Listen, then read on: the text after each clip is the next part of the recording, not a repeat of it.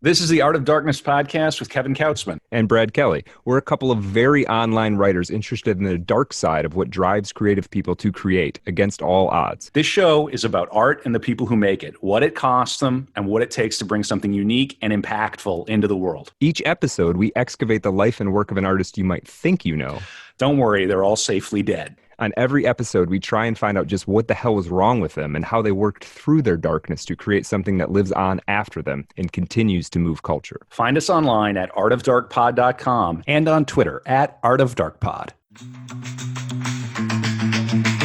All right, we've got some sponsors for the pod now. Wait, what? Every link you need for the things we talk about here is at artofdarkpod.com/sponsors. First up, books.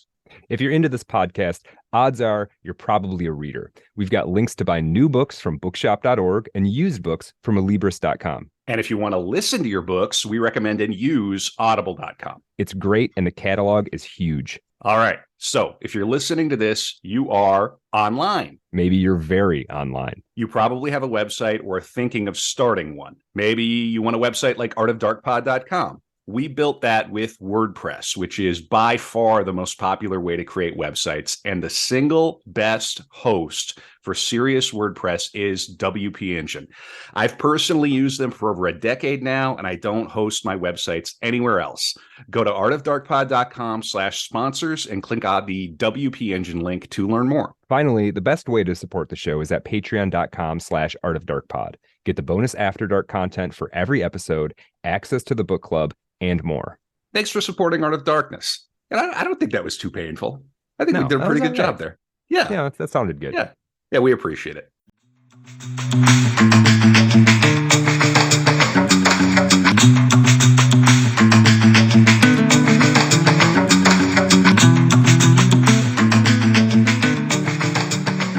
I've got some very interesting passages from her on men and women that I want to read that I just think are so fascinating.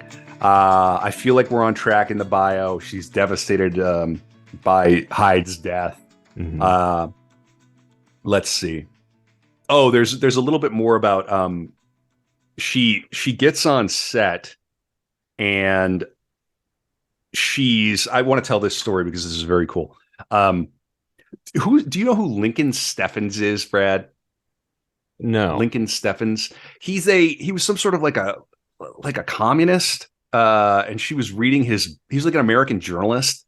Oh, she was reading his book. He's an investigative journalist and one of the leading muckrakers of the progressive era. Okay. Yeah. And she was reading him on set, and people were saying, you shouldn't be reading that on set. We don't want people thinking you're a commie. Right. And right. Okay, fine. So she's on set, and lo and behold, who else is on set here but George Sanders? Mm. The third and last act, I hope, of my one-sided Gabor feud took place during Eve. I think it's all about Eve. I was sitting in the studio commissary having lunch with Mr. George Sanders, who is the hero of the picture. We had sat down at the same table, more or less by accident, having entered the commissary together, also by accident. The whole thing was an accident. Mr. Sanders was just beginning to eat his chicken salad when the cashier's assistant came to the table and told him he was wanted on the telephone. About 5 minutes later, Mr. Sanders returned to our table, called for the waitress, and paid his check. If you'll pardon me, I must go now, he said to me. But you haven't had your lunch yet, I said. I'm not hungry. You said you were terribly hungry when you sat down and would have to be careful not to overeat. Why don't you just have a bite so you'll have some strength for your big scene this afternoon? Mr. Sanders looked so pale that I was really worried. Unless you're sick, I said. I'm in perfect health, said Mr. Sanders, and I must leave now. I'll drive you over to the stage, I said. I came in my car and I noticed you walked. Oh, no, thank you very much, said Mr. Sanders. I don't want to bother you at all. It's no bother at all, I said. I've just finished my lunch. It's a shame for you to walk all that distance on an empty stomach. I stood up and started to leave the commissary with Mr. Sanders, but he pulled briskly away from me, and I couldn't have kept up with him unless I broke into a trot. So I walked out slowly alone, wondering what I had done to make Mr. Sanders rush away from my company. On the set, 10 minutes later, Mr. Sanders Sandin, who was almost as charming and polite as the star himself, came to me and said, Mr. Sanders has asked me to request of you that hereafter, when you say good morning or goodbye to him, you will make those salutations from afar. I turned red at being insulted like this, but I suddenly realized what had happened. Zsa Zsa Gabor, his wife, had a spy on the set. Oh, yeah. And this spy had flashed the news to her that he was sitting at a table with me. And Zsa Zsa had telephoned him immediately and given him a full list of instructions. She can't even sit down next to another actor, or else Zsa Zsa Gabor. Scandal. Yeah. Yeah. Yeah. Oh, my God. That had to wrap up that part of the story. Yeah. Fascinating.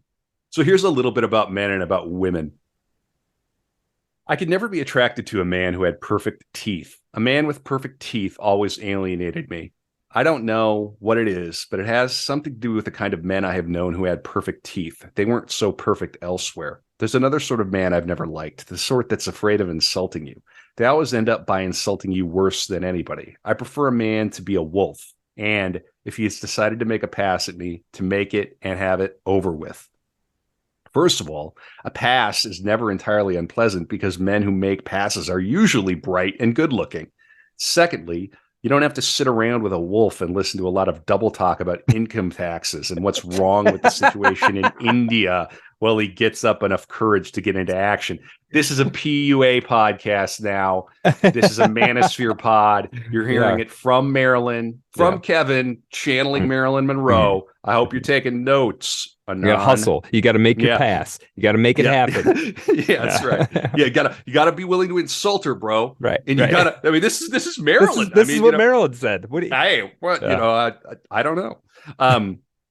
Worse though than these double talkers are the good Samaritan pass makers. These are the ones who are interested in my career and want to do something big for me. They are usually married men, of course. I don't mean that married men are all hypocrites. Many of them are straightforward wolves. They will ask you straightforwardly to overlook the fact that they are wedded to wives who seem to adore them and go on from there. There is a variety among men, always. Even the wolves differ from each other a little bit. Some wolves like to talk about sex a great deal. Others are terribly polite about saying anything offensive and act as if they were inviting you to some important social event. The nicest thing about wolves is that they seldom get angry or critical of you. This doesn't apply, of course, if you succumb to them. Then they are likely to lose their tempers, but for a different reason than most men. A wolf is inclined to get very angry if a woman makes the mistake of falling in love with them, but it would take a rather foolish woman to do that. The only time I ever knew a wolf really lose his temper was the time a girlfriend of mine dated a famous director. Here's the key to my apartment, she told him. I have a dinner date. You go there and wait for me. I'll join you around 10:30. The famous director went to her apartment. He undressed and lay down in bed. He had brought a script along to read. At 11:30, he had finished reading the script. The phone rang. A man's voice inquired for Miss B. She's not home yet, the famous director said. After that, the phone kept ringing every 15 minutes. There was no way to shut off the ringing, but the director didn't know where. There was a way, but the director didn't know where the switch was. So he had to keep answering. Each time it was another wolf like himself asking for Miss B. I don't know exactly what happened, but when Miss B came home around 4 a.m., she found the bed empty and the telephone had been torn from the wall. The note he left behind read, "Enclosed is the key to your apartment. What you need is not a lover, but an answering service." Yeah. And it goes on. She's got one little thing. The most unsatisfactory men are those who pride themselves on their virility and regard sex as if it were some form of athletics at which you win cups. It is a woman's spirit and mood a man has to stimulate in order to make sex interesting. The real lover is the man who can thrill you by just touching your head or smiling into your eyes or by just staring into space. Yeah. I'm good at the staring into space. Well, I'm good at staring into space. I don't know if it appeals to anybody or not, but yeah. Well, we were sort of staring into space when we were making our sophisticated faces earlier. Yeah. It's also my seductive look, Just, right. Yeah. This is what she has to say about women. This podcast is free, by the way. Yeah. Can you believe it? What a value. What a bargain. I have always had a talent for irritating women since I was 14. Wives have a tendency to go off like burglar alarms when they see their husbands talking to me. Even young and pretty Hollywood maidens greet me with more sneer than smile. This sort of sex fear that women often feel when I walk into their barnyard has different effects on me. I find it flattering and upsetting. I find it also mysterious. Women don't resent me because I'm prettier or better shaped than they are. Oh, sure, more of myself to the male eye. I've seen women at parties who had only enough clothes on to keep from being arrested, and I've heard such party nudists buzzing about how vulgar I was. They were showing more leg, more bosom, and more spinal column than I was, and I was the vulgar one. Women also don't like the way I talk, even when I'm not talking to their husbands or lovers. One angry woman said my voice was too premeditated. I found out she meant I was putting on a sort of bedroom drawl. This isn't true. The chief difference between my voice and the voices of most women I've seen is that I use mine less. I can't chatter if I wanted to. I can't pretend to laugh and be full of some sort of foolish good spirits when I'm in company. Standing around at a party looking serious attracts unfavorable feminine comment. They think I'm plotting something, and usually the same thing, how to steal their gentlemen friends from under their noses. I don't mind their thinking that. I would rather 1,000 women were jealous of me than I was jealous of one of them. I've been jealous, and it's no fun. Sometimes I've been to a party where no one spoke to me a whole evening. The men, frightened by their wives or sweeties, would give me a wide berth, and the ladies would gang up in a corner to discuss my dangerous character. Being given the social cold shoulder like that never made me too unhappy. I've done most of my thinking at such parties, standing in a corner with a cocktail glass in hand and nobody to talk to. I've thought about women. Their jealousy had little to do with me. It comes out of their realizing their own shortcomings. Men have told me a lot about women, how lame their lovemaking often is, how they mistake hysteria for passion and nagging for devotion. Looking at me, women think I'm different than they are in such matters, and this makes them angry.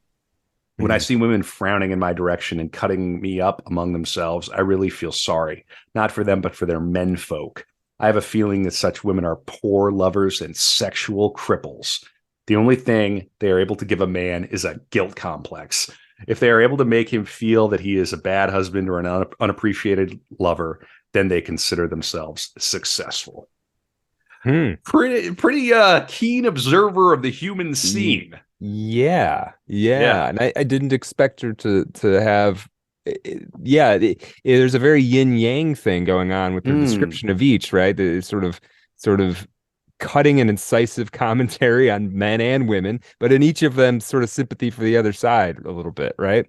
Yeah, interesting. Yeah, she's a very interesting figure, without a doubt.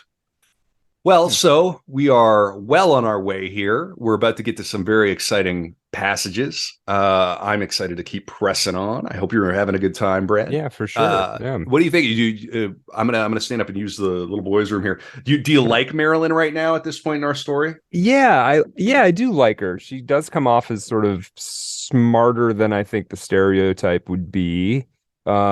She's in Hollywood at a very interesting time. I want her dreams to succeed. I don't want her to be taken advantage of. I want the SWAT team to protect her. But you can kind of see, I mean, it's interesting because, this is a figure I know well enough to know that she pretty rapidly at some point here becomes one of the most famous people in the world. And how that sort of, there is something that about her, some quality about her that I think in a previous era would have maybe made people think she was a witch. The effect she has on people is, and some of that comes across on screen, obviously, but there has to be in person. I imagine it's even more obviously. Yeah, it is. Yeah. Right? There's a real Helen of Troy quality here. Yeah, right. Yeah. What do you do with a beauty like that in America, circa 1940? Yeah. In LA. Yeah. Right. But from nothing. From dirt. Yeah, this is what makes it like a dirt. Disney. This is what makes it like a fairy tale almost. But not like a Disney fairy tale, like one of the old scary fairy tales. Yeah. Right? Oh yeah. Yeah. Well, this is a good segue before I get into the bio about her awareness of her lack of intelligence, as she would frame it. But I thought about this. She was never dumb. Right. There's a difference between being like naive and uneducated and unread and being stupid. Sure. Yeah. She was not stupid. So this is what she has to say about this. One evening, I was listening to two friends of mine having an argument. We were having dinner in a small Italian restaurant. One of my friends was a writer. The other was a director. The argument was whether Botticelli was a finer painter than Leonardo da Vinci. Hey, this could be just us hanging out, bro. Right? They should start a podcast. This is the Telegram. T.me/Art of Dark Pod. Yeah. And who has the best pen in the chat? I kept my eyes wide with interest, although I couldn't understand anything they were saying. To begin with, I didn't know who Botticelli or Da Vinci were. We're boring, Marilyn, said the director. I can always tell when she's bored to tears. She opens her eyes wide and parts her lips slightly with bogus eagerness. Let's talk about something closer to her than the Renaissance, said the writer. How about sex? Writers, little on the nose there, buddy. At least I'll know what side you're on, I said, but I didn't. The discussion about sex sounded completely unfamiliar. It had to do with Freud and Jung and a few other characters who seemed to me pretty mixed up. Future Art of Darkness listener. Yeah, right. Yeah. Something occurred to me, however, as I sat listening to my two gay friends. I realized that about 2/3, and I assume she means happy there. I think so. I realized that about 2/3 of the time I hadn't the faintest idea of what people, even women, were talking about. There was no hiding from it. I was terribly dumb. I didn't know anything about painting, music, books, history, geography. I didn't even know anything about sports or politics. When I arrived home, and as I was reading this initially, like, I'm super sympathetic to her. Why should she? Right. Like, yeah, nobody is going to look at her and go, we got to get you educated. We got to make sure you, read the Western canon and learn a little Latin. No, I mean, she was married at 15 or 16 or whatever. Yeah. I couldn't think of anything except acting. I knew about acting. I was thinking about what do I know about? Well, I know about acting. It was a way to live in dreams for a few minutes at a time. I decided to go to school. The next day, I enrolled in the University of Southern California. I subscribed for an art course, and we give you one for free online. That's right. I went to school every afternoon and often in the evening. The teacher was a woman. I was depressed by this at first because I didn't think a woman could teach me anything. But in a few days, I knew differently. She was one of the most exciting human beings I had ever met. She talked about the Renaissance and made it sound 10 times more important than the studio's biggest epic. I drank in everything she said. I met Michelangelo and Raphael and Tintoretto. There was a new genius to hear about every day. Again, it's just like Art of Darkness. It's our new slogan for season 4. Yeah, a new genius every day. Every day. That not every day. We can't. That's too much. Yeah. The Patreon numbers got to get up. Yeah, we got to get those numbers up. We got to. Those are rookie numbers, people. Yeah, we got to do other stuff for now. At night, I lay in bed wishing I could have lived in the Renaissance. Of course, I would be dead now, but it seemed almost worth it. She's Marilyn having some deep thoughts. Yeah. Okay. What if I had lived in the Renaissance? Then I'd be dead. I could have met Michelangelo. Okay, cool. Yeah. Okay. After a few weeks, I branched out as a student. I started buying books on Freud and some of his modern disciples. I read them till I got dizzy. But I didn't have enough time. There were acting lessons and singing lessons, publicity interviews, sessions with photographers, and rehearsal of a movie. I finally decided to postpone my intelligence. But I made a promise to myself I won't forget. I promised that in a few years after things had settled down, I would start learning everything. So she's aware, like, well, I can't hang with these people. I got to get educated. I just thought that was important to note. She wasn't oblivious. All right. So now we're going to get into some real success, and we're going to hear from her talk, after the bio a bit. We're going to talk about her success, and then we're going to talk about a scandal, which what do you think happened to that nudie calendar from before, Brad? Some people made the connection that Mona Monroe looks a lot like Marilyn Monroe. Yeah. You gotta. Yeah, there you go. All right, she got doxxed. Yeah. Her popularity with audiences was also growing. She received several thousand fan letters a week. All right, sliding into those DMs. I missed. So I'm going to go back here. In 1951, Monroe had supporting roles in 3 moderately successful Fox comedies: As Young as You Feel, Love Nest, and Let's Make It Legal. Oh my God. That's a great title. Was that about her marriage? Was that about Let's Make It Legal? Yeah. You got to make an honest man out of me, or an honest woman out of me. Oh my God. It's based on a story by Mortimer Browse entitled My Mother-in-Law Miriam. Incredible. It's a musical. Oh my God. Oh, they're in the final stages of a divorce. She wants to separate because he's addicted to gambling, although he often Yeah. wins. Yeah. Man, the world we inhabit, we say nothing changes, but like Yeah. so much has changed Yeah, too. Like yeah, it's it's true. super Oh yeah. weird. Yeah, it's Yeah. weird. Let's make it legal. The new comedy. Here the poster says, "Who cares if it's legal as long as it's tempting, virile, tantalizing, smooth." And then Marilyn is in the poster. Wow. Tremendous. Yeah. Tremendous. Oh man. I gotta watch that, and I gotta watch Scudda Hey. Scudda hey. Yeah, dude. Right. According to Spato, the biographer, all three films featured her essentially as a sexy ornament.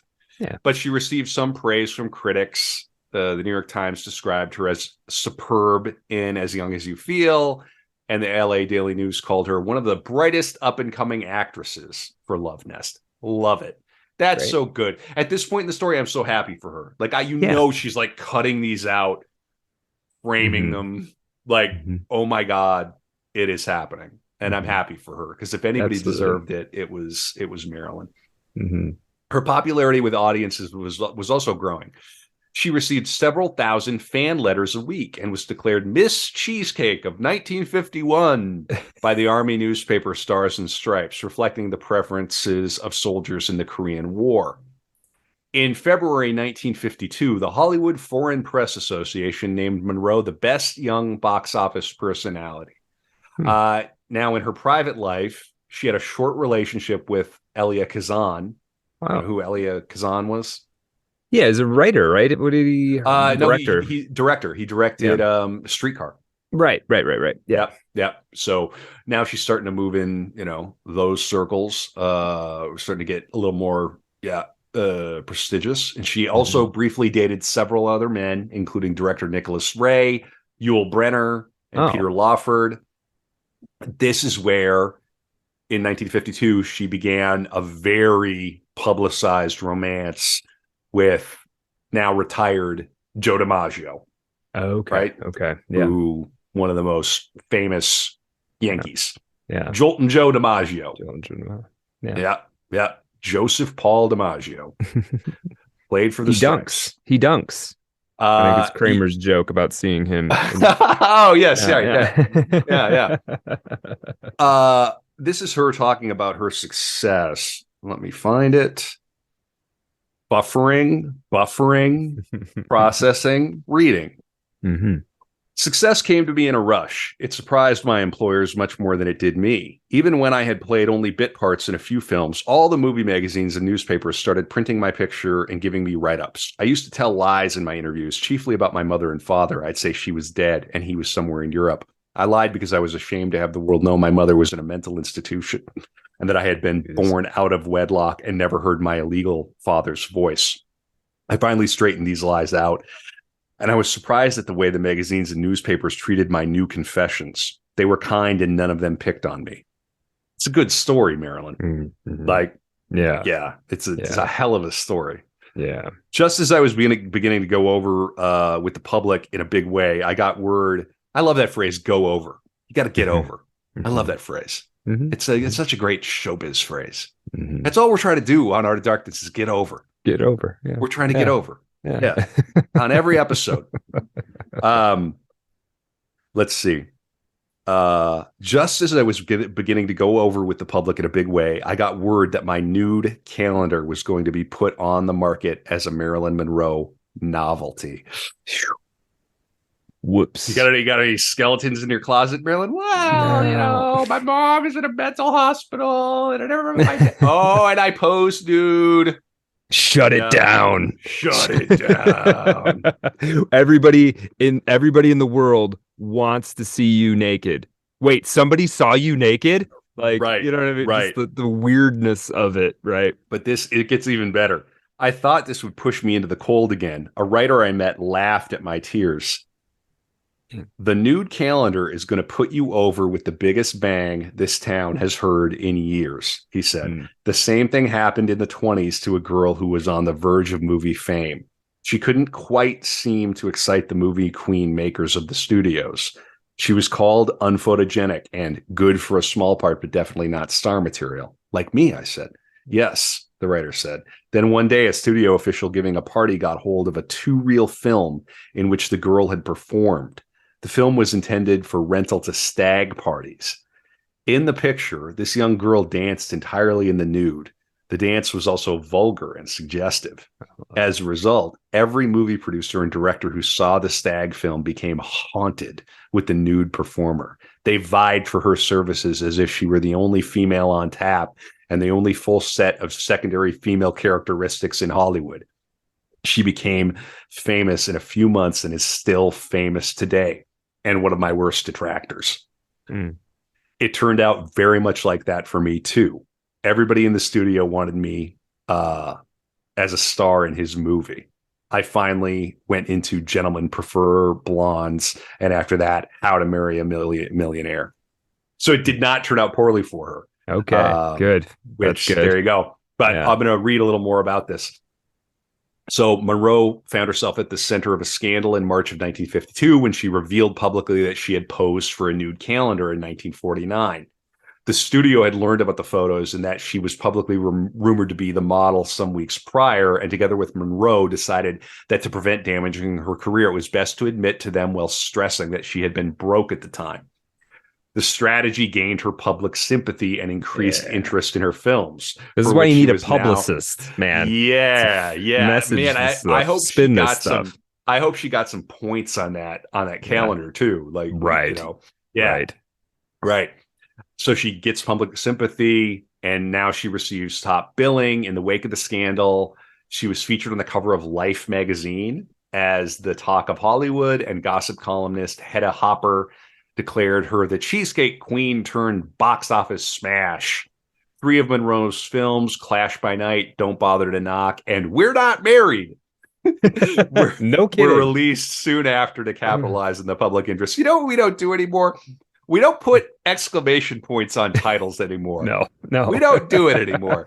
No. Yeah. We're Not Married, the sequel to Let's Make It Legal. Scudda ho, scudda hey. Scudda who, scudda hey. I've got a note here about a little more from the book, and I just don't want to miss anything critical. Yeah. Well, okay. She's talking about her unorthodox rise to fame, right? Yeah. A few weeks after the story became known, I realized that far from hurting me in any way, it had helped me. The public was not only touched by this proof of my honest poverty a short time ago, but people also liked the calendar by the millions. To return to my unorthodox rise to movie fame, it came about entirely at the insistence of the movie public, and most of this movie public was in uniform in Korea fighting. Letters started flooding my studio by the thousands and hundreds of thousands. They were all addressed to me. They came at the rate of 3,500 a week, and then 5,000 and 7,000 a week. I received 5 times more mail than the studio's top box office star of the time, who was Betty Grable. Reports from the mailroom confused the front office. The publicity department was called in and asked if its personnel were engaged in some secret campaign on my behalf. There was none. The letters were pouring in only because moviegoers had seen me on the screen and felt excited enough to write and thank me or ask for my photograph. News that the public was hailing me as the new Hollywood movie favorite appeared in the Hollywood gossip columns. No one sent the news out. The columnists printed it because people were talking about me. And it goes on. But wow. That old like writing, you just imagine that's right. I think I'm gonna write her a letter. Dear Marilyn, I saw your appearance in Clash by Night and I was starstruck. Like, wow, that's interesting. The whole what would you do now? I mean, you know, there's a million pictures of everybody available now. So I don't know. She went viral. She went viral. Yeah. Exactly. And I mean, again, it's things are different, but they're also the same. I mean, this would be like you just blow up and suddenly you got 100,000 people following you on Instagram because you made a goofy video. And then you got some viral. Sliding in your DMs. Yeah.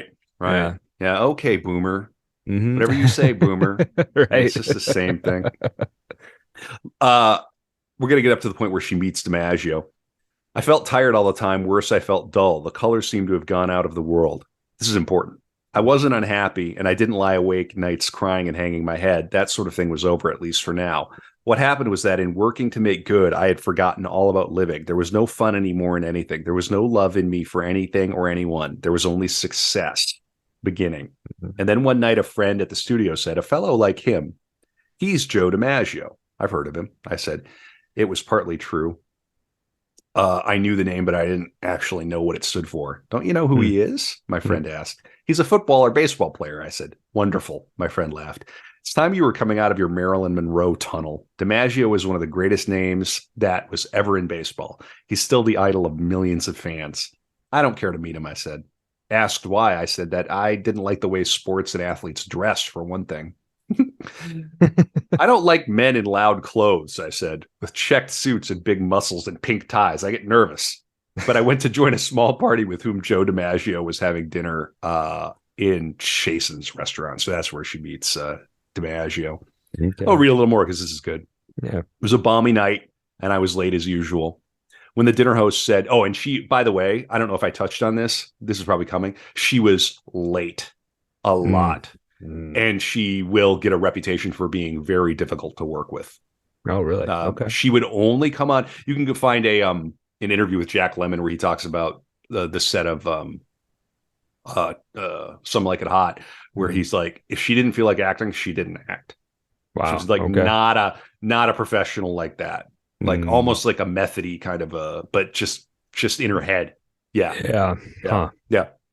So here we go.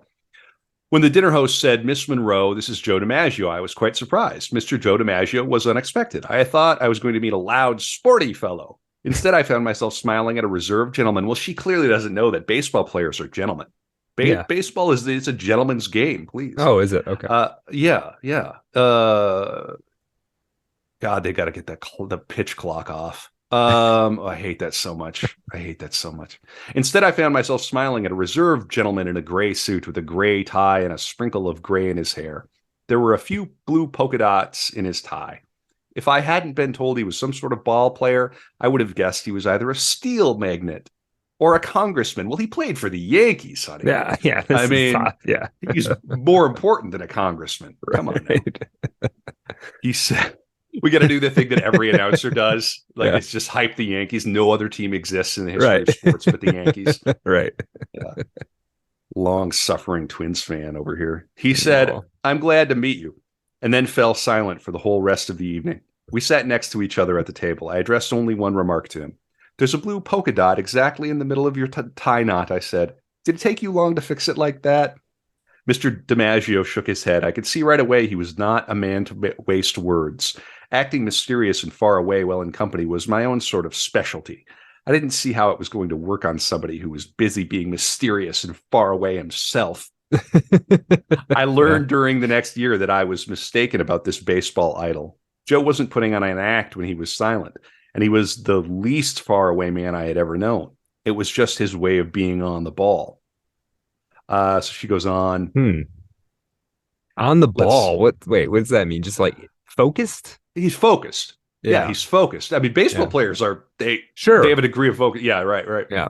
Well, and also your guy like Joe DiMaggio. Joe DiMaggio hasn't got anything to prove. He doesn't have anything to prove. Yeah. Right. So whatever. She's hot. Sure. Okay. Yeah. All right. I've seen hot before. Yeah. Did I mention I played for the Yankees? Right. Then I became aware of something odd. The men at the table weren't showing off for me or telling their stories for my attention. It was Mr. DiMaggio they were wooing. This was a novelty. No woman had ever put me so much in the shade before. So, yeah. Anyway, so she meets DiMaggio here. They have a relationship, and she'd never seen a baseball game. Nice. That's endearing. It really is. Yeah. I'm going to read a little more here. I told the host I was tired and had a hard day ahead of me in the studio. It was true. I was playing in a movie called Don't Bother to Knock. Yeah, just cut the screen open and come in the window. Mr. DiMaggio stood up when I did. May I see you to the door? See? Gentlemen. Lady stands up. You stand up. Lady enters the room. You stand up. Gentlemen.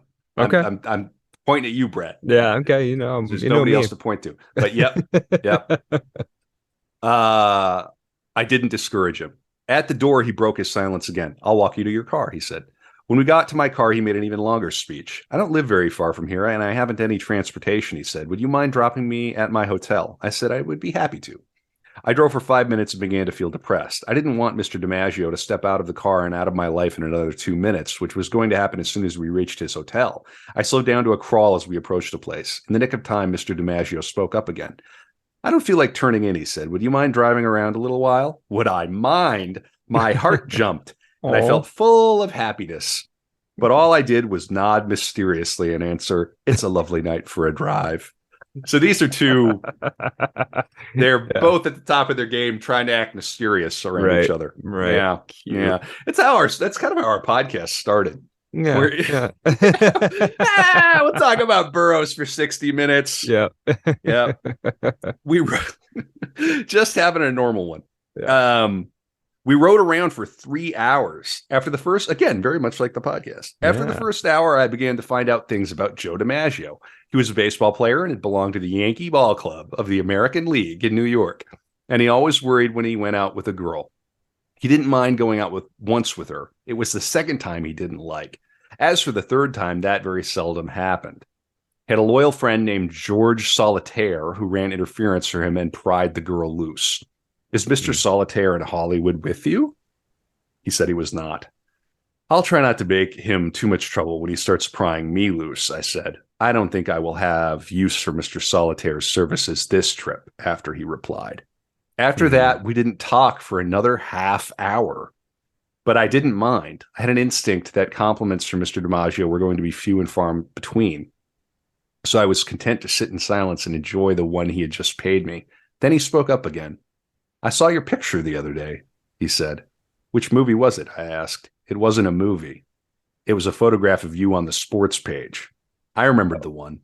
The studio had sent me out on a publicity stunt to Pasadena where some team from Chicago called the Sox was clowning around getting ready for the Eastern baseball season. I wore rather abbreviated shorts and a bra, and the ball players took turns lifting me up on their shoulders and playing piggyback with me while the publicity men took photographs. Yeah. I imagine you must have had your picture taken doing publicity stunts like that 1,000 times, I said. Not quite, Mr. DiMaggio answered. The best I ever got was Ethel Barrymore or General MacArthur. You're prettier. The admission had an odd effect on me. I had read reams on reams of writing about my good looks, and scores of men had told me I was beautiful, but this was the first time my heart had jumped to hear it. I knew what that meant, and I began to mope. Something was starting between Mr. DiMaggio and me. It was always nice when it started, always exciting, but it always ended up in dullness. I began to feel silly driving around Beverly Hills like a prowl car, but it wasn't silly. So there you go. So she has a relationship with Jumpin' Joe DiMaggio. Yeah. And all right, moving on in the bio. Despite her newfound popularity as a sex symbol, Monroe also wished to showcase more of her acting range. She began taking acting classes with Michael Chekhov and mime Lotta Gosler soon after beginning the Fox contract. And Clash by Night and Don't Bother to Knock showed her in different roles. In the former, a drama starring Barbara Stanwyck and directed by Fritz Lang, no slouch, wow. Yeah. She played a fish cannery worker. To prepare, she spent time in a fish cannery in Monterey. She received positive reviews for her performance. The Hollywood Reporter stated that she deserves starring status with her excellent interpretation. And Variety wrote that she has an ease of delivery which makes her a cinch for popularity. The latter was a thriller in which Monroe starred as a mentally disturbed babysitter and which Zanuck used to test her abilities in a heavier dramatic role. It received mixed reviews from critics, with Crowther deeming her too inexperienced for the difficult role and Variety blaming the script on the film's problems.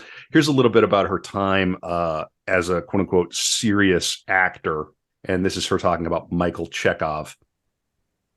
Got a theater guy, I got to do this. The most brilliant man I have ever known is Michael Chekhov, the actor and author. He is the descendant of Anton Chekhov. Maybe you've heard of him, Brad. Yeah, the great future subject of Art of Darkness. The great Russian dramatist and story writer. He is a man of great spiritual depth. He is selfless and saint-like and witty too. In Russia, he was the best actor they had. And in Hollywood, in the half dozen movies he played, he was considered superb. There was no character actor who could hold a candle to Michael Chekhov, who could play clown and Hamlet, the love interest, half as wonderfully. But Michael retired from the screen. The last picture in which he played was Spectre of the Rose, in which his performance was hailed as brilliant. In his home, Michael devoted himself to writing, gardening, and teaching acting to a few people. I became one of them. As Michael's pupil, I learned more than acting. I learned psychology, history, and the good manners of art, taste. I studied a dozen plays. Michael discussed their characters and the many ways to play them. I had never heard anything so fascinating as my teacher's talk. Every time he spoke, the world seemed to become bigger and more exciting. One afternoon, Michael and I were doing a scene from The Cherry Orchard. I will read my uncle's play, whatever. Yeah. Read my great-grandpa's play. Yeah, a little play called the Cherry Orchard. Yeah. Great play if you've never seen it. To set a scene with Michael Chekhov in his house was more exciting than to act on any movie set I had known. Acting became important. It became an art that belonged to the actor, not to the director or producer, or the man whose money had bought the studio. It was an art that transformed you into somebody else, that increased your life and mind. I had always loved acting and tried hard to learn it. But with Michael Chekhov, acting became more than a profession to me. It became a sort of religion. In the midst of our scene from The Cherry Orchard, Michael suddenly stopped, put his hand over his eyes for a moment, and then looked at me with a gentle grin. May I ask you a personal question? He asked. Anything, I said. Will you tell me truthfully, Michael asked again. Were you thinking of sex while we played that scene? No, I said. There's no sex in this scene. I wasn't thinking of it at all. You had no half thoughts of embraces and kisses in your mind? Michael persisted. None, I said. I was completely concentrated on the scene. I believe you, said Michael. You always speak the truth. To you, I said. He walked up and down a few minutes and said, it's very strange. All through our playing of that scene, I kept receiving sex vibrations from you. As if you, poor Marilyn, as if you were a woman in the grip of passion. I stopped because I thought you must be too sexually preoccupied to continue. I started to cry. He paid no attention to my tears, but went on intently. I understand your problem with your studio now, Marilyn, and I even understand your studio. You are a young woman who gives off sex vibrations. No matter what you are thinking or doing, the whole world has already responded to these vibrations. They come off the movie screens when you are on them, and your studio bosses are only interested in your sex vibrations. They care nothing about you as an actress. You can make them a fortune by merely vibrating in front of the camera. I see now why they refuse to regard you as an actress. You are more valuable to them as a sex stimulant. And all they want for you is to make money out of you by photographing your erotic vibrations. I can understand their reasons and plans. Wow. Michael Chekhov smiled at me. I should be doing this in a Russian accent. I'm not going to do it. No. You can make a fortune just standing still or moving in front of the camera and doing almost no acting whatsoever, Michael said. I don't want that. I said, why not? He asked me gently. Because I want to be an artist, not an erotic freak. I don't want to be sold to the public as a celluloid aphrodisiac. Look at me and start shaking. It was all right for the first few years, but now it's different. This talk started my fight with the studio. So yeah, she doesn't want to just be just doesn't want to just be a sex symbol. That's wild. That your acting coach is like, you're pure sex. I don't know what to do with you. Sex. You're pure sex, Marilyn. Yeah. There is something like a Midas golden touch to this, right? Where it's like, everybody wants to be attractive to other people, sure, right? To some degree. Yeah. But like to this thing where you like people just lose their minds around you, like they constantly think you're like coming on to them, even if you're not doing anything. Right. Kind of strange road to hoe, really. Yeah, right? Very weird, right? And particularly as a woman, where you're not able to fully defend yourself against somebody who gets the wrong idea in mind, and then of course you have next to no power. Right. I mean, you have to be on the good side of the studio, even if you're a star. What's your bargaining power? Your youth and your talent. Yeah. And as long as they see you as an object of sex, then it's going to be a very short-lived window, unless you can prove, no, I can really act, and I want to be around. Well, and and then there's also, if you put up a fuss, you're hysterical, and sleeping pills are in order, and what she needs is a good man Right. Yeah, Right. yeah. Right. But she's who would marry her? She's Yeah. posed nude, Right. and on and on. So all right, we're gonna blast through some of the bio, and Okay. I feel like we're coming into the home stretch. I think we're Okay. probably heading into a fourth hour here, and the Mhm. After Dark is gonna have some real interesting stuff about the Good. Kennedys. We're gonna read Yeah. this bit from Capote. It's gonna be fun. All right. Monroe's three other films in 52 continued with her typecast in comedic roles that highlighted her sex appeal. And We Are Not Married, her role as a beauty pageant contestant was created solely to present Marilyn in two bathing suits, Of course. according to the writer. Great. In Howard Hawks' Monkey Business, in which she acted opposite Cary Grant, she played a secretary who was a dumb, childish blonde, innocently unaware of the havoc her sexiness causes around her. Well, that's easy. Um, Marilyn, we don't want you to act. Don't act. Yeah. Just read the Walk lines. through this room and cause havoc. Whoop, Yeah. whoop, whoop. In O. Henry's Full House with Charles Layton, she appeared in a passing vignette as a 19th century streetwalker. Monroe added to her reputation as a new sex symbol with publicity stunts that year. Uh, she wore a revealing dress when acting as Grand Marshal at the Miss America pageant parade and told gossip columnist Earl Wilson that she usually wore no underwear. Hey, Uh-oh. Marilyn, why don't you tell him? Why don't you tell him you don't wear any underwear? That'll Uh, get drive him him going. crazy. Yeah, that'll drive him nuts. Yeah. By the end of the year, gossip columnist Floribel Moore named Monroe the it girl of 1952. What a heady time to be America's sex symbol, too, because you're about to, the war's over and we're getting down to the business of making babies. We're making Yeah. babies. We're moving to the suburbs. Gee whiz. Mhm. We're on top of the world. During this period, Monroe gained a reputation for being difficult to work with, which would worsen as her career progressed. She was often late or did not show up at all, did not remember her lines, and would demand several retakes before she was satisfied with her performance. That's not good. Directors don't like that. No. Her dependence on her acting coaches, Natasha Lattès and Paula Strasberg, also irritated directors. Monroe's problems have been attributed to a combination of perfectionism, low self-esteem, and stage fright. That's She a deadly disliked combo. her self-esteem, there's no way short of like, I don't know what she could do to ever get over that with the childhood that she had. Maybe Right. like therapy and ayahuasca, Yeah. religion, Right. Yeah. You something gotta like do some. all of the above. You got to do Yeah. probably like 5 to 10 years of serious work in Yeah. some You need like a variety of things. breakdown rebuild scenario. Yeah. 100%. Yes. Yeah. Or you could just start a podcast. Yeah. So going on here, she disliked her lack of control on film sets and never experienced similar problems during photo shoots in which she had more say over her performance and could be more spontaneous instead of following a script. Here we go. To alleviate her anxiety and chronic insomnia, she began to use barbiturates, amphetamines, and alcohol, which also exacerbated her problems, although she did not become severely addicted until 1956. Works every time. Oh, Barbiturates. boy. Yeah. Woo! Yeah. Let's go. Uppers, downers, sidewaysers. Yep. According to Sarah Churchwell, who is a professor of American literature and public understanding of the humanities. Okay. At the School of Advanced Studies in the UK. That sounds, frankly, no disrespect to Sarah Churchwell. That sounds pretty made up. If you want to come on the podcast, Sarah we'd love to talk to you're you. certainly welcome. Yeah. It does to our flyover minds.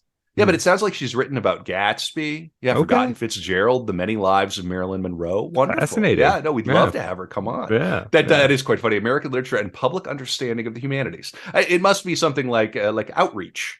You know, she's trying to good. She's good. No, good. Hey, We'd love to meet you. We'd love to meet Sarah Churchwell. Some of Monroe's behavior, especially later in her career, was also a response to the condescension and sexism of her male co-stars and directors. Yeah. I'm thinking that's probably the case. I've been going back over and watching Mad Men again, and that series just does such a fabulous job of showing you without too much of a heavy hand that transition from the early 60s to the late 60s to the mid to the late 60s and the way the women are treated and what they're up against and the way the men are. Just very interesting series. Yeah, and then another one of her biographers said that she was bullied by directors.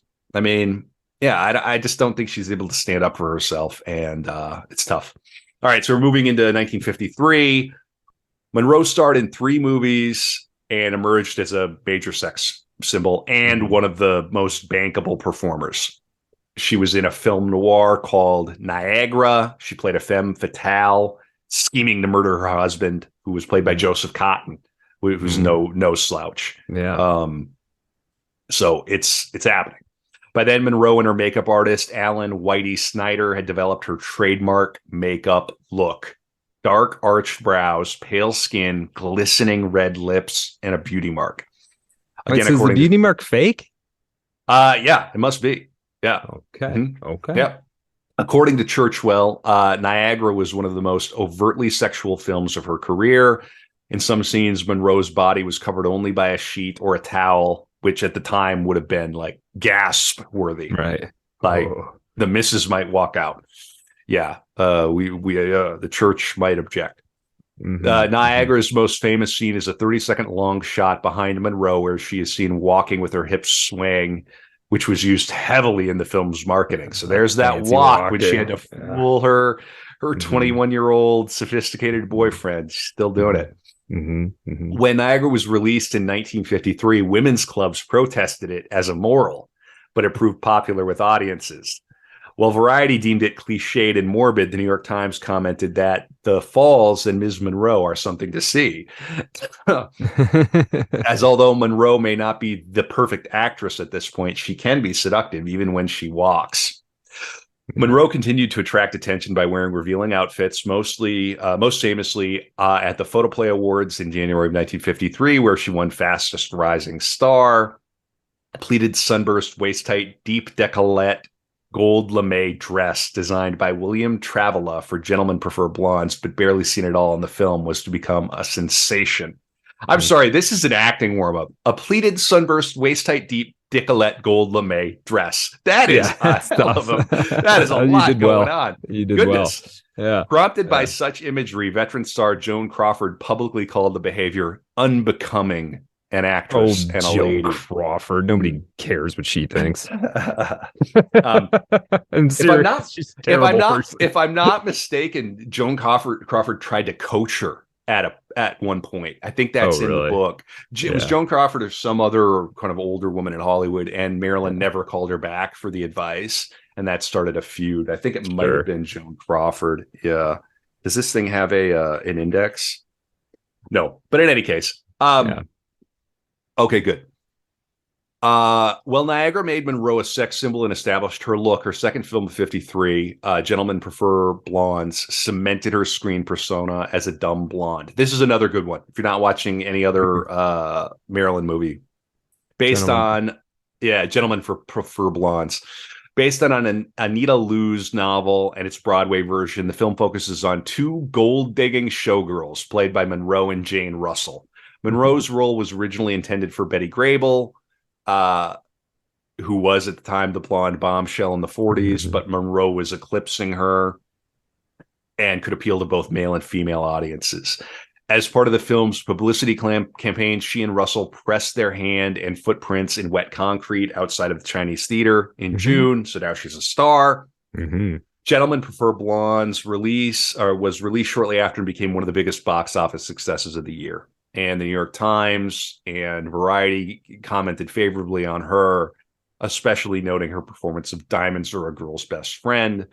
And according to Variety, she demonstrated the ability to sex a song as well as point up the eye values of a scene by her presence.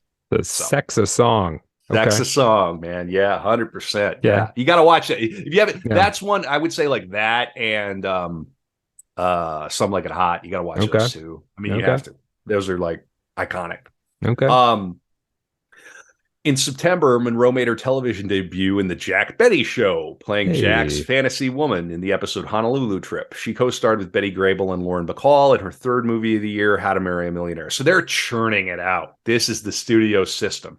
We close up this production, learn your lines, promote this one, and then you're on to the next one, or whatever it is. It's just you're working. It's a job. It's not a LARP. She went on to do a third movie, How to Marry a Millionaire. She plays a naive model who teams up with her friends to find rich husbands. Hey. So it's similar to Gentlemen Prefer Blondes. It was the second film ever released in CinemaScope, a Hey. All right. widescreen format that Fox hoped would draw audiences back to the theaters as television was beginning to cause losses to film studios. Despite mixed reviews, the film was her biggest box office success at that point.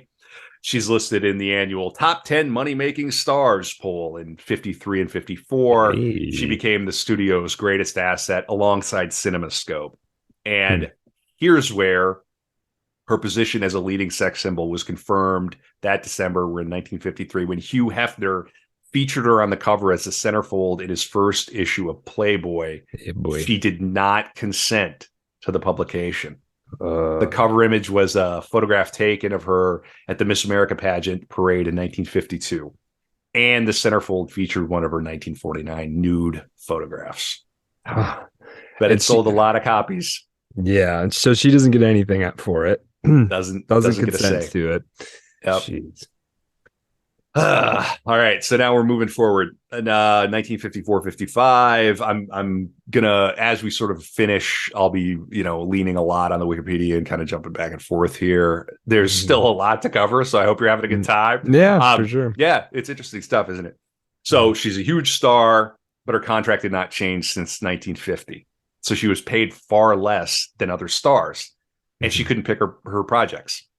Her attempts to appear in films that would not focus on her as a pinup had been thwarted by Zanuck, who had a strong personality. He disliked her. He did not think she would earn the studio as much revenue in other types of roles. She wants to, I want to be a serious actor, right? Right. Under pressure from the studio's owner, Zanuck had also decided that Fox should focus exclusively on entertainment to maximize profits and canceled the production of serious films. In January of 1954, he suspended Monroe when she refused to begin shooting yet another musical comedy, The Girl in Pink Tights. So she's not having it. And even this, after she's like as bankable as that, it's wild. Yeah, she can't get anything to go her direction still. Yeah. Right. Yeah, because you'd think at some point you'd realize, listen, they'll just come watch her do anything. So yeah. Yeah, it's wild. I have to make sure that I get the right jump here. So while I'm doing it, again, like, okay, so you're thinking about Marilyn Monroe right now, Brad. Like, what do you think, forgetting what you know about what happens to her? Yeah. What do you think happens to her here? Try to wash your mind. Well, she's from here, she just has this incredible level of fame. So eventually, the looks are going to start to deteriorate a little bit, and not. That's not that's like as a marketable thing, right? You can't be the blonde sex pop bombshell for decades. It's just not how it works. So there has to be, if she's going to sort of survive that and not fall into total obscurity, poverty, whatever, she's got to make some kind of transition, whether that's artistic or like entrepreneurial or something. She's got to get the reins of her fate, of her destiny, kind of in hand in some way, right? Yeah, and you're totally right. And this is a little bit of a clunky transition in the outline that I have, but it makes sense because this getting fired by the studio was front page news. Who steps in? Joe DiMaggio. Ah, yes. He immediately, Monroe immediately took action to counter all the negative publicity. On January 4th, she and Joe DiMaggio were married at the San Francisco, right? Okay. So, the studio just chopped me. I've got a reputation for being difficult. I'm going to marry Joe DiMaggio, and this is going to wipe out all the negative news. Yeah, right? now we're like a royal couple almost. Yes, right. Yes, yeah, right. Yep. So we'll read a little bit about their their marriage. They're married at the San Francisco City Hall. They then traveled by car to San Luis Obispo. They honeymooned outside Idlewild, California, in the mountain lodge of Monroe's lawyer, Lloyd Wright. In January, 15 days later, they flew to Japan, combining a honeymoon with his commitment to his former San Francisco Seals coach, Lefty O'Doul, to help train Japanese baseball teams. That's very cool. Okay. From Tokyo, she traveled with Jean O'Doul, Lefty's wife, to Korea, where she participated in a USO show, singing songs from her films for over 60,000 U.S. Marines over a 4-day period. Wow. Yeah, and there's a whole passage here about how this went down. Joe and I, well, here we go. I wasn't angry, but it made me sad. When the rest of the world was looking at someone called Marilyn Monroe, Mr. Zanuck, in whose hands my future rested, was able to see only Norma Jean and treat me as Norma Jean had always been treated. Joe and I had been talking about getting married for some months. We knew it wouldn't be an easy marriage. On the other hand, we couldn't keep on going forever as a pair of cross-country lovers. It might begin to hurt both our careers. The public doesn't mind people living together without being married, providing they don't overdo it. It would be very odd of the public if it did mind, since according to Dr. Kinsey in his report on such things, 80% of all married women have had premarital real love experiences with their husbands. After much talk, Joe and I had decided that since we couldn't give each other up, marriage was the only solution to our problem. But we had time left and place in the air. But we had left time and place in the air. One day, Joe said to me, "You're having all this trouble with the studio and not working, so why don't we get married now? I've got to go to Japan anyway on some baseball business, and we could make a honeymoon out of the trip." That's the way Joe is, always cool and practical. When I get excited over some magazine giving me a big picture spread, he grins and sneers a little. "Yes, but where's the money?" he asks. "It's the publicity," I yell back. "Money is better," he says in the quiet way men use when they think they have won an argument. And so we were married and took off to Japan on our honeymoon. That was something I had never planned on or dreamed about, becoming the wife of a great man. Any more than Joe had ever thought of marrying a woman who seemed 80% publicity. The truth is, we were very much alike. My publicity, like Joe's greatness, is something on the outside. It has nothing to do with what we actually are. What I seem to Joe, I haven't heard yet. He's a slow talker. What Joe is to me is a man whose looks and character I love with all my heart. And now this is we're getting to the very end of her book. This is the last chapter about Korea. My travels have always been of the same kind. No matter where I've gone or or why I've gone there, it ends up that I never see anything. Becoming a movie star is living on a merry-go-round. When you travel, you take the merry-go-round with you. You don't see natives or new scenery. You see chiefly the same press agent, the same sort of interviewers, and the same picture layouts of yourself. I thought Japan would be different because the studio had wiped its hands of me. The publicity department had received instructions to spike all Monroe publicity. I was to be given the "don't mention her name" treatment. Joe was very happy to hear this, but he didn't stay happy long. From the minute the studio washed its hands of me, my name started popping out of big front page headlines. Joe's too. Seeing your name in front page headlines as if you were some kind of a major accident or gun battle is always startling. No matter how often you see it, you don't get used to it. You keep thinking, that's about me. The whole country is reading about me. Maybe the world is. And you remember things. All your hungry days and hysterical nights step up to the headlines and take a bow. Japan turned out to be another country I never saw. An army officer came up to our seat in the airplane and as we were approaching Japan. He was General Christenberry. After introducing himself, he asked, "How would you like to entertain the soldiers in Korea?" "I'd like to," my husband answered, "but I don't think I'll have time this trip." "I wasn't asking you," the general said. "My inquiry was directed at your wife." "She can do anything she wants," said Joe. "It's her honeymoon." He grinned at me and added, "Go ahead." Joe stayed in Tokyo and I went to Korea. My first stop was in a hospital full of wounded soldiers. I sang some songs, including one called "Do It Again." The soldiers were wonderful. They cheered and applauded as if they were having a good time. Everybody loved everything I did except the officer in charge of my Korean tour. He took me aside and told me I would have to change my material. "What material?" I asked. "That song, 'Do It Again.' It's too suggestive to sing to soldiers. You have to do a classy song instead." "But 'Do It Again' is a classy song," I told him. "It's a George Gershwin song." "Doesn't matter," the officer insisted. "You'll have to change it." I hadn't sung the song with any suggestive meaning. I had sung it as a straight, wistful love song, but I knew there was no use arguing about it. I've been up against this sort of thing before. People had a habit of looking at me as if I were some kind of a mirror instead of a person. They didn't see me. They saw their own lewd thoughts. Then they white masked themselves by calling me the lewd one. If I change the phrase "do it again" to "kiss me again, will that be all right?" I asked. The officer was dubious, but he finally agreed. "Try it," he said, "and try not to put any suggestive meaning into it." "Just kissing," I said. We took a helicopter for the front. I didn't see Korea and its battlefields and beaten up towns. I left one landing field and came out on another.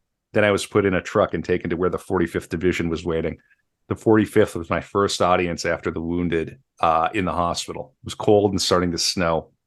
I was backstage in dungarees. Out front, the show was on. I could hear music playing and a roar of voices trying to drown it out. An officer came backstage. He was excited. You'll have to go ahead of schedule, he said. I don't think we can hold them any longer. They're throwing rocks on the stage. The roar I'd been hearing was my name being yelled by the soldiers. I changed into my silk gown as quickly as I could. I had a low neckline and no sleeves. I felt worried all of a sudden about my material, not the Gershwin song, but the others I was going to sing. Diamonds are a girl's best friend. It seemed like the wrong thing to say to soldiers in Korea earning their soldiers' pay. Then I remembered the dance I did after the song. It was a cute dance. I knew they would like it. Yeah. Yeah. Right. Quit putting your sex vibrations into the song, Marilyn. She's right. just like, do it again. And oh my God. Yeah, 100%. I mean, I like how based Joe DiMaggio is though out of this. Like not knowing anything about him, he's just like, what are they paying you? Yeah. Marilyn can do whatever she wants. Like picks Marilyn, go entertain, doesn't say a word, and Marilyn falls in love with him. Like what? Just driving around quietly for 30 minutes, not saying a word. But yeah, that's a baseball player, man. Just in the dugout, watching every pitch. Yeah. Just vibing. Yeah, man. It's cool. Yeah. It's cool. Yeah. Interesting. All right. So we will have a few more words from Marilyn as we go here, but this should sort of go more quickly now that I'm kind of that was the end of my story. So it ends rather abruptly. Her book, My Story. Mm-hmm. After returning to the U.S., she was awarded Most Popular Female Star by Photoplay. Monroe settled with Fox in March with the promise of a new contract and a bonus of $100,000 and a starring role in a film adaptation of the Broadway success, The 7-Year Itch. In 1954, she was in a Western called River of No Return, Otto Preminger, the last film that she had filmed prior to her suspension. That comes out. Okay. She called it a Z-grade cowboy movie in which the acting finished second to the scenery and the cinemascope process, but it was popular with audiences. The first film she made after the suspension was the musical There's No Business Like Show Business, which she disliked, but the studio forced her to do for dropping The Girl in Pink Tights. It was unsuccessful, and her performance was considered vulgar. Now, The 7-Year Itch is where... Can I just point out, there's this thing about this process of the criticisms of her being vulgar that now that I'm understanding the story is aggravating to me, because the world is begging her to flirt with them and be sexy to them and walk sexily, right? Yeah, and then there's some imaginary line that if she crosses it, it's crude and vulgar and disgusting. And it's like, what do you want this person to do? Like, it's She's constantly giving herself away and then justifying her existence, and every measure, every inch of fabric that covers her is under hyper scrutiny. And she's a symbol of fertility during the baby boom. Right. Yeah. So there you have it. This is where the famous photograph of the great comes in. In September of 1954, she began filming Billy Wilder's comedy, The 7-Year Itch, starring opposite Tom Ewell as a woman who becomes the object of her married neighbor's sexual fantasies. Film was shot in Hollywood. The studio decided to generate advanced publicity by staging the filming of a scene in which Monroe is standing on a subway grate with the air blowing up the skirt of her white dress on Lexington Avenue in Manhattan. The shoot lasted for several hours and attracted nearly 2,000 spectators. The subway grate scene became one of Monroe's most famous, and The 7-Year Itch became one of the biggest commercial successes of the year after its release in June of 1955. Iconic scene, like iconic Americana scene. Pure, everything. It's everything all at once. It's an image. It's more than an image. It's like an American Venus emerging from the ocean. It is. Yeah, just blow some dirty subway air on her. But it has everything. It has does. everything. It's cheeky, it's funny, it's clever, and it's the dawn of a new era of sexual relations between men and women. It's the post-war 50s, like it put into like just this one image, man. Yeah, and one scene. Wild. All right. The publicity stunt placed Monroe on international front pages, and it also marked the end of her marriage to DiMaggio, who was infuriated by it. The union had been trouble from the start by his jealousy and controlling attitude. Apparently, he was also physically abusive. After returning from New York, I disavow what I said earlier. I disavow. I didn't know this. He was based during the honeymoon. The trick is, can you be based when she has the 7-year itch? Yeah. So good point. Not good. After returning from New York to Hollywood, Monroe filed for divorce after only 9 months. This was very, very hard. You can go to a Life magazine story and see, it's called Tearful Photos from the Day Marilyn Divorced DiMaggio. I mean, she's being walked out and she's clearly very emotional. I mean, and you can imagine what the press did and looked like there. I mean, it was just, mobbed. After filming the 7-year itch, filming for the 7-year itch wrapped up in 1954, Monroe left Hollywood for the East Coast. She and a photographer, Milton Green, founded their own production company called Marilyn Monroe Productions. And this it apparently says it's an action that has later been called instrumental in the collapse of the studio system. Cool. Oh, really? Okay. Yeah. Monroe stated that she was tired of the same old sex roles and asserted she was no longer under contract at Fox, as it had not fulfilled its duties, such as paying her the promised bonus. It's doing like a little Prince thing before Prince did his Prince thing. Yeah, this is Marilyn Monroe Studios. I'm in charge. Look at me. I'm the studio now. I like it. This began a year-long legal battle between her and Fox in January of 1955. The press ridiculed Monroe. Of course, they're in the pocket of the studios. The press and the studios are the same thing, right? And she was parodied in the Broadway play Will Success Spoil Rock Hunter, in which her lookalike Jane Mansfield played a dumb actress who starts her own production company. People are vicious. That is vicious. Holy crap. After founding MMP, Monroe moved to Manhattan and spent 1955 studying acting. She took classes with Constance Collier and attended workshops on method acting at the Actors Studio run by Lee Strasberg. She grew close to Strasberg and his wife Paula, receiving private lessons at their home due to her shyness, and she became like a family member. She replaced her old acting coach with Paula, and the Strasbergs remained a very important influence on her for the rest of her career. She started undergoing psychoanalysis, as the Strasbergs believed that an actor must confront their emotional traumas and use them in her performances. I don't know how I feel about analysis per se, but Marilyn definitely needed, probably could benefited somewhat from some kind of therapy. Absolutely. Yeah, let's talk about the photo of the man you think is your father and how you wanted to be naked in church. Let's talk about these two things. What do these things mean? Yeah. They hadn't invented the word unpack yet, but they right. Oh, and I have to tease the Patreon. So we're coming up to the point that on the Patreon, I'm going to read some of the chapter in Truman Capote's Music for Chameleons about this funeral that she attended with Capote. So if you want to hear Truman Capote's impression of Marilyn, stick around, get on the Patreon. This After Dark's going to go a little long. Patreon.com/ShardofDarkPod. All right. So Monroe and DiMaggio continued their relationship despite the divorce process.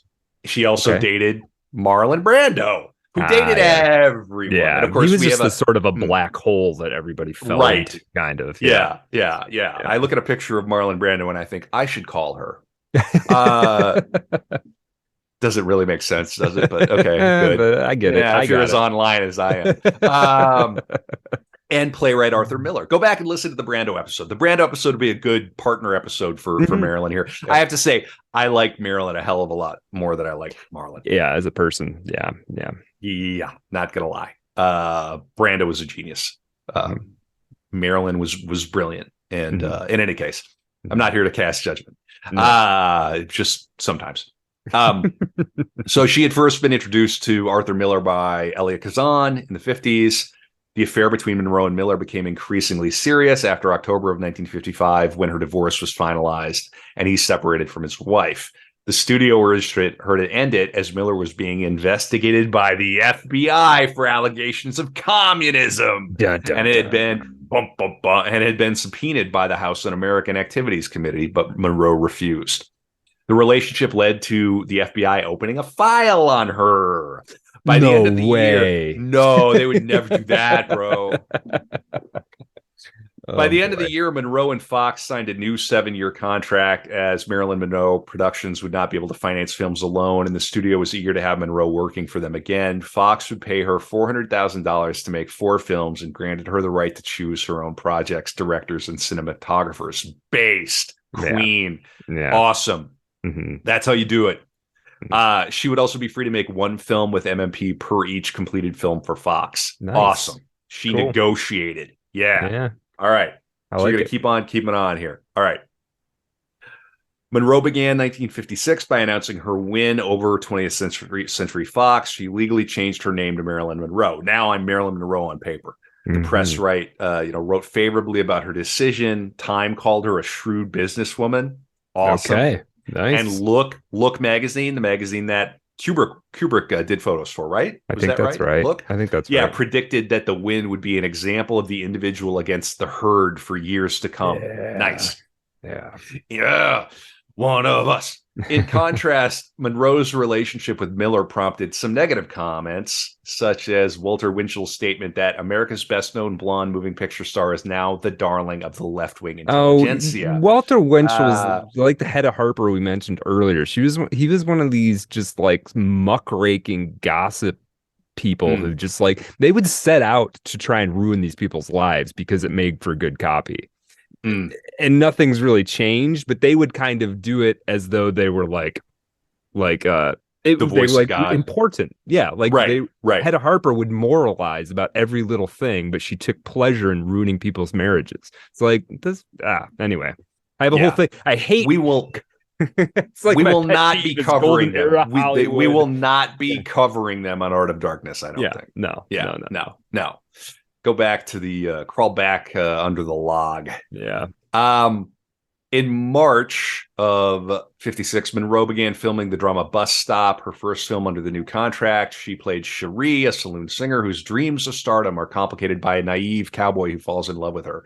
For the role, she learned an Ozark accent, chose costumes and makeup that lacked the glamour of her earlier films, and provided deliberately mediocre singing and dancing.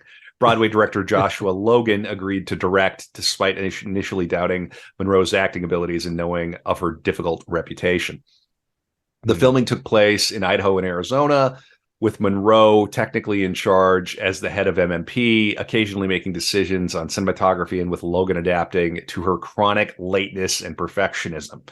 The experience changed Logan's opinion of Monroe, and he later compared her to Charlie Chaplin in her ability to blend comedy and tragedy. Okay. So, yeah, she's good. All right. June of 56, Monroe and Miller are married at the Westchester County Court in White Plains, New York. 2 days later, they had a Jewish ceremony at the home of Kay Brown, Miller's literary agent, in Wacabuck, New York. With the marriage, Monroe converted to Judaism, which led Egypt to ban all of her films. Okay. Okay. All right. Well, sorry, Egypt. Your loss, I guess. Yeah. Due to Monroe's status as a sex symbol and Miller's image as an intellectual, the media saw the union as a mismatch, as evidenced by Variety's headline, "Egghead Weds Hourglass." Okay. That's a funny headline. Yeah. This is a little bit of a left turn, but here's a poem that Marilyn wrote in 1956 about Elia Kazan. Not Miller, but Kazan is like in that circle. Yeah. And there's a book you can find. It's online as a PDF. It's like called Fragments. And it's like every miscellany and errata and notebook and everything that they could find from her gathered in a book. Because of course, this life is so poured over, Brad, that like she's every little scrap of paper she wrote Sure. is, It's yeah, of literally course. like notes about shopping. But here's Right. like a fragment of a poem about Elia Kazan. He said that I'd become so deified as a sex symbol that public never accept me as a virgin and as a 19, 20-year-old. He wants to feel he discovers reality, and he alone is better responsible. Uh, Eli, his lost Tennessee wants me, tells Eli new, and it's not like a poem, it's almost like a note. Yeah. I Yeah. don't want anybody else. And this is Mm. about Marilyn wanted to play the title role in Elia Kazan's 1956 film Baby Doll, written Mm. by Tennessee Williams. Mm. However, Carol Baker got the part. Can you imagine Baby Doll with Marilyn Monroe in I it? don't know Barry Baby Doll. Yeah. Oh, yeah, yeah. Baby Doll, that's another one to watch. Hmm. Yeah, it's a Hmm. Tennessee Okay. Williams movie. Yeah, it's Sure. very super controversial, very steamy. Yeah, Mm. it's Okay. hard to imagine Marilyn in that. Okay, all right. Bus Stop was released in August of 1956 and became a critical and commercial success. The Saturday Review of Literature wrote that Monroe's performance effectively dispels once and for all the notion that she is merely a glamour personality. And Crowther proclaimed, "Hold on to your chairs, everybody, and get set for a rattling surprise. Marilyn Monroe has Oh, finally proved herself an actress." She also all right. received a Golden Globe nomination for Best Actress for her performance. Woo! That's what she Nice. wants. Yeah. I'm a uh, She's a real yes. actress now. She might have sex Yes. magic, like she might be Right. some kind of Right. sex witch, but she's also an actress. Yeah. Right. Right. Right. Yeah, that you're right about. Like, yeah, it's just like sex witchery. I mean, there's no other word for it. It's like Not really. you were not trying to be seductive. All you do is put off these vibes. It's Right. intense, man. Um, all right, so I'm just going to plow through here. Hmm. In August, Monroe also began filming their first independent production, The Prince and the Showgirl, at Pinewood in England, based on a 1953 stage play by Terence Rattigan. It was to be directed and co-produced by and co-star Laurence Olivier. So Wow. Marilyn wants to be taken seriously here, Hmm. and I've got my own production company. I'm going to adapt a stage play in England with Laurence Olivier. Now they'll look at me differently. Yeah, Um, that's as serious as it gets. that's Like, as serious as it yeah, gets. Yeah. yeah. The production was complicated by conflicts between him and Monroe. No. Olivier, Yeah. who had also directed and starred in the stage play, angered her with the patronizing statement, "All you have to do is be sexy." And with his demand, she replicate Vivian Lee's stage interpretation of the character. He also disliked the constant presence of Paula Strasberg, Monroe's acting coach, on set. In retaliation, Monroe became uncooperative and began to deliberately arrive late, later saying, "If you don't respect your artists, they can't work well." So, not Okay. good. Monroe also experienced other problems during the production. Her dependence on pharmaceuticals escalated, and according to Spotto, the biographer, she had a miscarriage. Oh. She and Green also argued over how MMP should be run. Despite the difficulties, filming was Hmm. completed on schedule by the end of 56. The Prince and the Showgirl was released to mixed reviews in June of 57 and proved unpopular with American audiences. It was better received in Europe, where she was awarded the Italian David Donatello and the French Crystal Star Awards and nominated for a BAFTA. Mm. After returning, so, all right, Yeah. okay. The After Europeans returning have from, accepted her. but not Egypt. Yeah. After returning from England, Monroe took an 18-month hiatus to concentrate on family life. She and Miller split their time between New York City, Connecticut, and Long Island. She had an ectopic pregnancy, Mm-hmm. just like Mary Hemingway's final wife, Mm-hmm. in mid-1957, and a miscarriage a year later. These problems were most likely linked to her endometriosis. Are we familiar with what this is? Endometriosis. Endometriosis. Yeah. Oh, endometriosis. Yeah, it's Yeah. something to do with, well, I don't want to say what it is. I No, think I've I got know it. what It's it it's a is. disease of the female reproductive system in which cells similar to those in the endometrium, the layer of tissue that normally covers the inside of the uterus, grow outside the uterus. Hmm. So it creates like lesions. Mm-hmm. It's asymptomatic. They don't know the cause of it, but leads to infertility. Mm-hmm. Okay, not good. No. And this is another, who knows if they were trying to have a baby, maybe a baby would have changed her life and done something, like, I don't Yeah. know. It's It's hard to impossible say. to say. Yeah. Yeah, But it's never fun when somebody wants to have a baby and they can't have a baby. That's, I of don't course, know of of course. that. Yeah. Yeah, It's traumatic. for sure.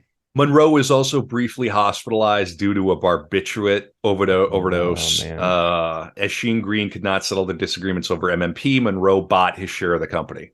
She returned to Hollywood in July of '58 to act opposite Jack Lemmon and Tony Curtis in Billy Wilder's comedy on gender roles, Some Like It Hot, which is so good. Great It's the movie. big one. Yeah. Yep. She considered the role of Sugar Cane another dumb blonde, but accepted it due to Miller's encouragement and the offer of 10% of the film's profits on top of her standard pay. Nice. The film's difficult production has since become legendary. Monroe demanded dozens of retakes and did not remember her lines or act as directed. Curtis famously said that kissing her was like kissing Hitler due, due to the number of retakes. That's Oh boy. oh man. I wonder if kissinghitler.com is taken. You know what? I'm not going to go look. Don't even look. I'm Just not going to put picture it it in in my your mind. I'm Yeah. not going to put it in my search engine. I'm not. I'm not That's smart. typing that. That's Yeah. smart. Someone else can do that for me. Hey, if you're listening, you're in the Telegram, go to Yeah. Yeah. kissinghitler.com and tell me what you find. Yeah. Somebody will run that through Mid-Journey or whatever. Yeah, right. Monroe, I'm sure somebody already has, Brad. I'm sure it already exists You are on the correct. internet. Mhm. Monroe privately likened the production to a sinking ship and commented on her co-stars and directors, saying, "But why should I worry? I have no phallic symbol to lose." Many of the problems stemmed from her and Wilder, who also had a reputation for being difficult, disagreeing on how she should play the role. She angered him by asking to alter many of her scenes, which in turn made her stage fright worse. And it is suggested that she deliberately ruined several scenes to act them her way. In the end, Wilder was happy with Monroe's performance, saying, "Anyone can remember lines, but it takes a real artist to come on the set and not know her lines and yet give the performance she did." Some Like It Hot was a critical and commercial success when it was released in March of '59. Her performance earned her a Golden Globe for Best Actress and Wow. prompted Variety to call her a comedienne with a combination of sex appeal and timing that just can't be beat. It's been voted one of the best films ever made in polls by the BBC, the American Film Institute, and Sight and Sound. So Okay. that just goes to show you. I don't know how you feel about how this episode's going, Brad, but Yeah. the way it feels when you're making a thing Hmm. very rarely directly lines up with the Oh yeah. results. There Yeah. is no way to predict. Yeah. So, Yeah. yeah, very funny. 100%. All right, so we're Hmm. moving now into the 1960s. We're making very good progress, and we'll be coming into the home stretch here. I think we're going to get into a fifth hour on the pod, and then of course we'll do some more for Patreon. All right. After Some Like It Hot, Monroe took another hiatus until '59, when she starred in Let's Make Love. Again, a little bit on the nose here. Mhm. These titles, man. Mhm. No exclamation point on that one. Well, Um, it's a more refined Hollywood now. Yes. Let's make love. Let's make love, shall we? Yeah. She chose George Cooker to direct, and Miller rewrote some of the script, which she considered weak. So she's literally got Arthur Miller over Right. here. Honey, Like, what do hey, you think of honey, this would you, scene? Yeah. would you punch this up? One of the Jeez. one of the great One of the playwrights great of all playwrights time. of all time. Yeah. Yeah. She accepted the part solely because she was behind on her contract with Fox. The film's production was delayed by her frequent absences from the set. During the shoot, she had an extramarital affair with her co-star E. How do you pronounce this name? Yves. I think it's just Eve. Eve Montand, which she that's a word that's always bugged me. Which was widely reported by the press and used in the film's publicity campaign. You have an affair on the set of Let's Make Love? I mean, come on. Try some harder. I'm just assuming he's some super handsome, Sure. European guy. Right. Yeah. And like Marilyn's walking around with her hand in her head in her hands going, God, we live in a simulation, man. Right. I'm on the set of Let's Make Love, and I just made love. Right. Oh, man. Having like a crisis. So this didn't go over well. So Hedda Hopper called the film the most vulgar picture she's ever done. Nah. Capote lobbied for Monroe to play Holly Golightly in Breakfast at Tiffany's, but the role went to Audrey Hepburn. That's two very different sorts wildly of different. presences. Yeah, it's hard to imagine. Its producers feared that Monroe would complicate the production. No, that's probably true.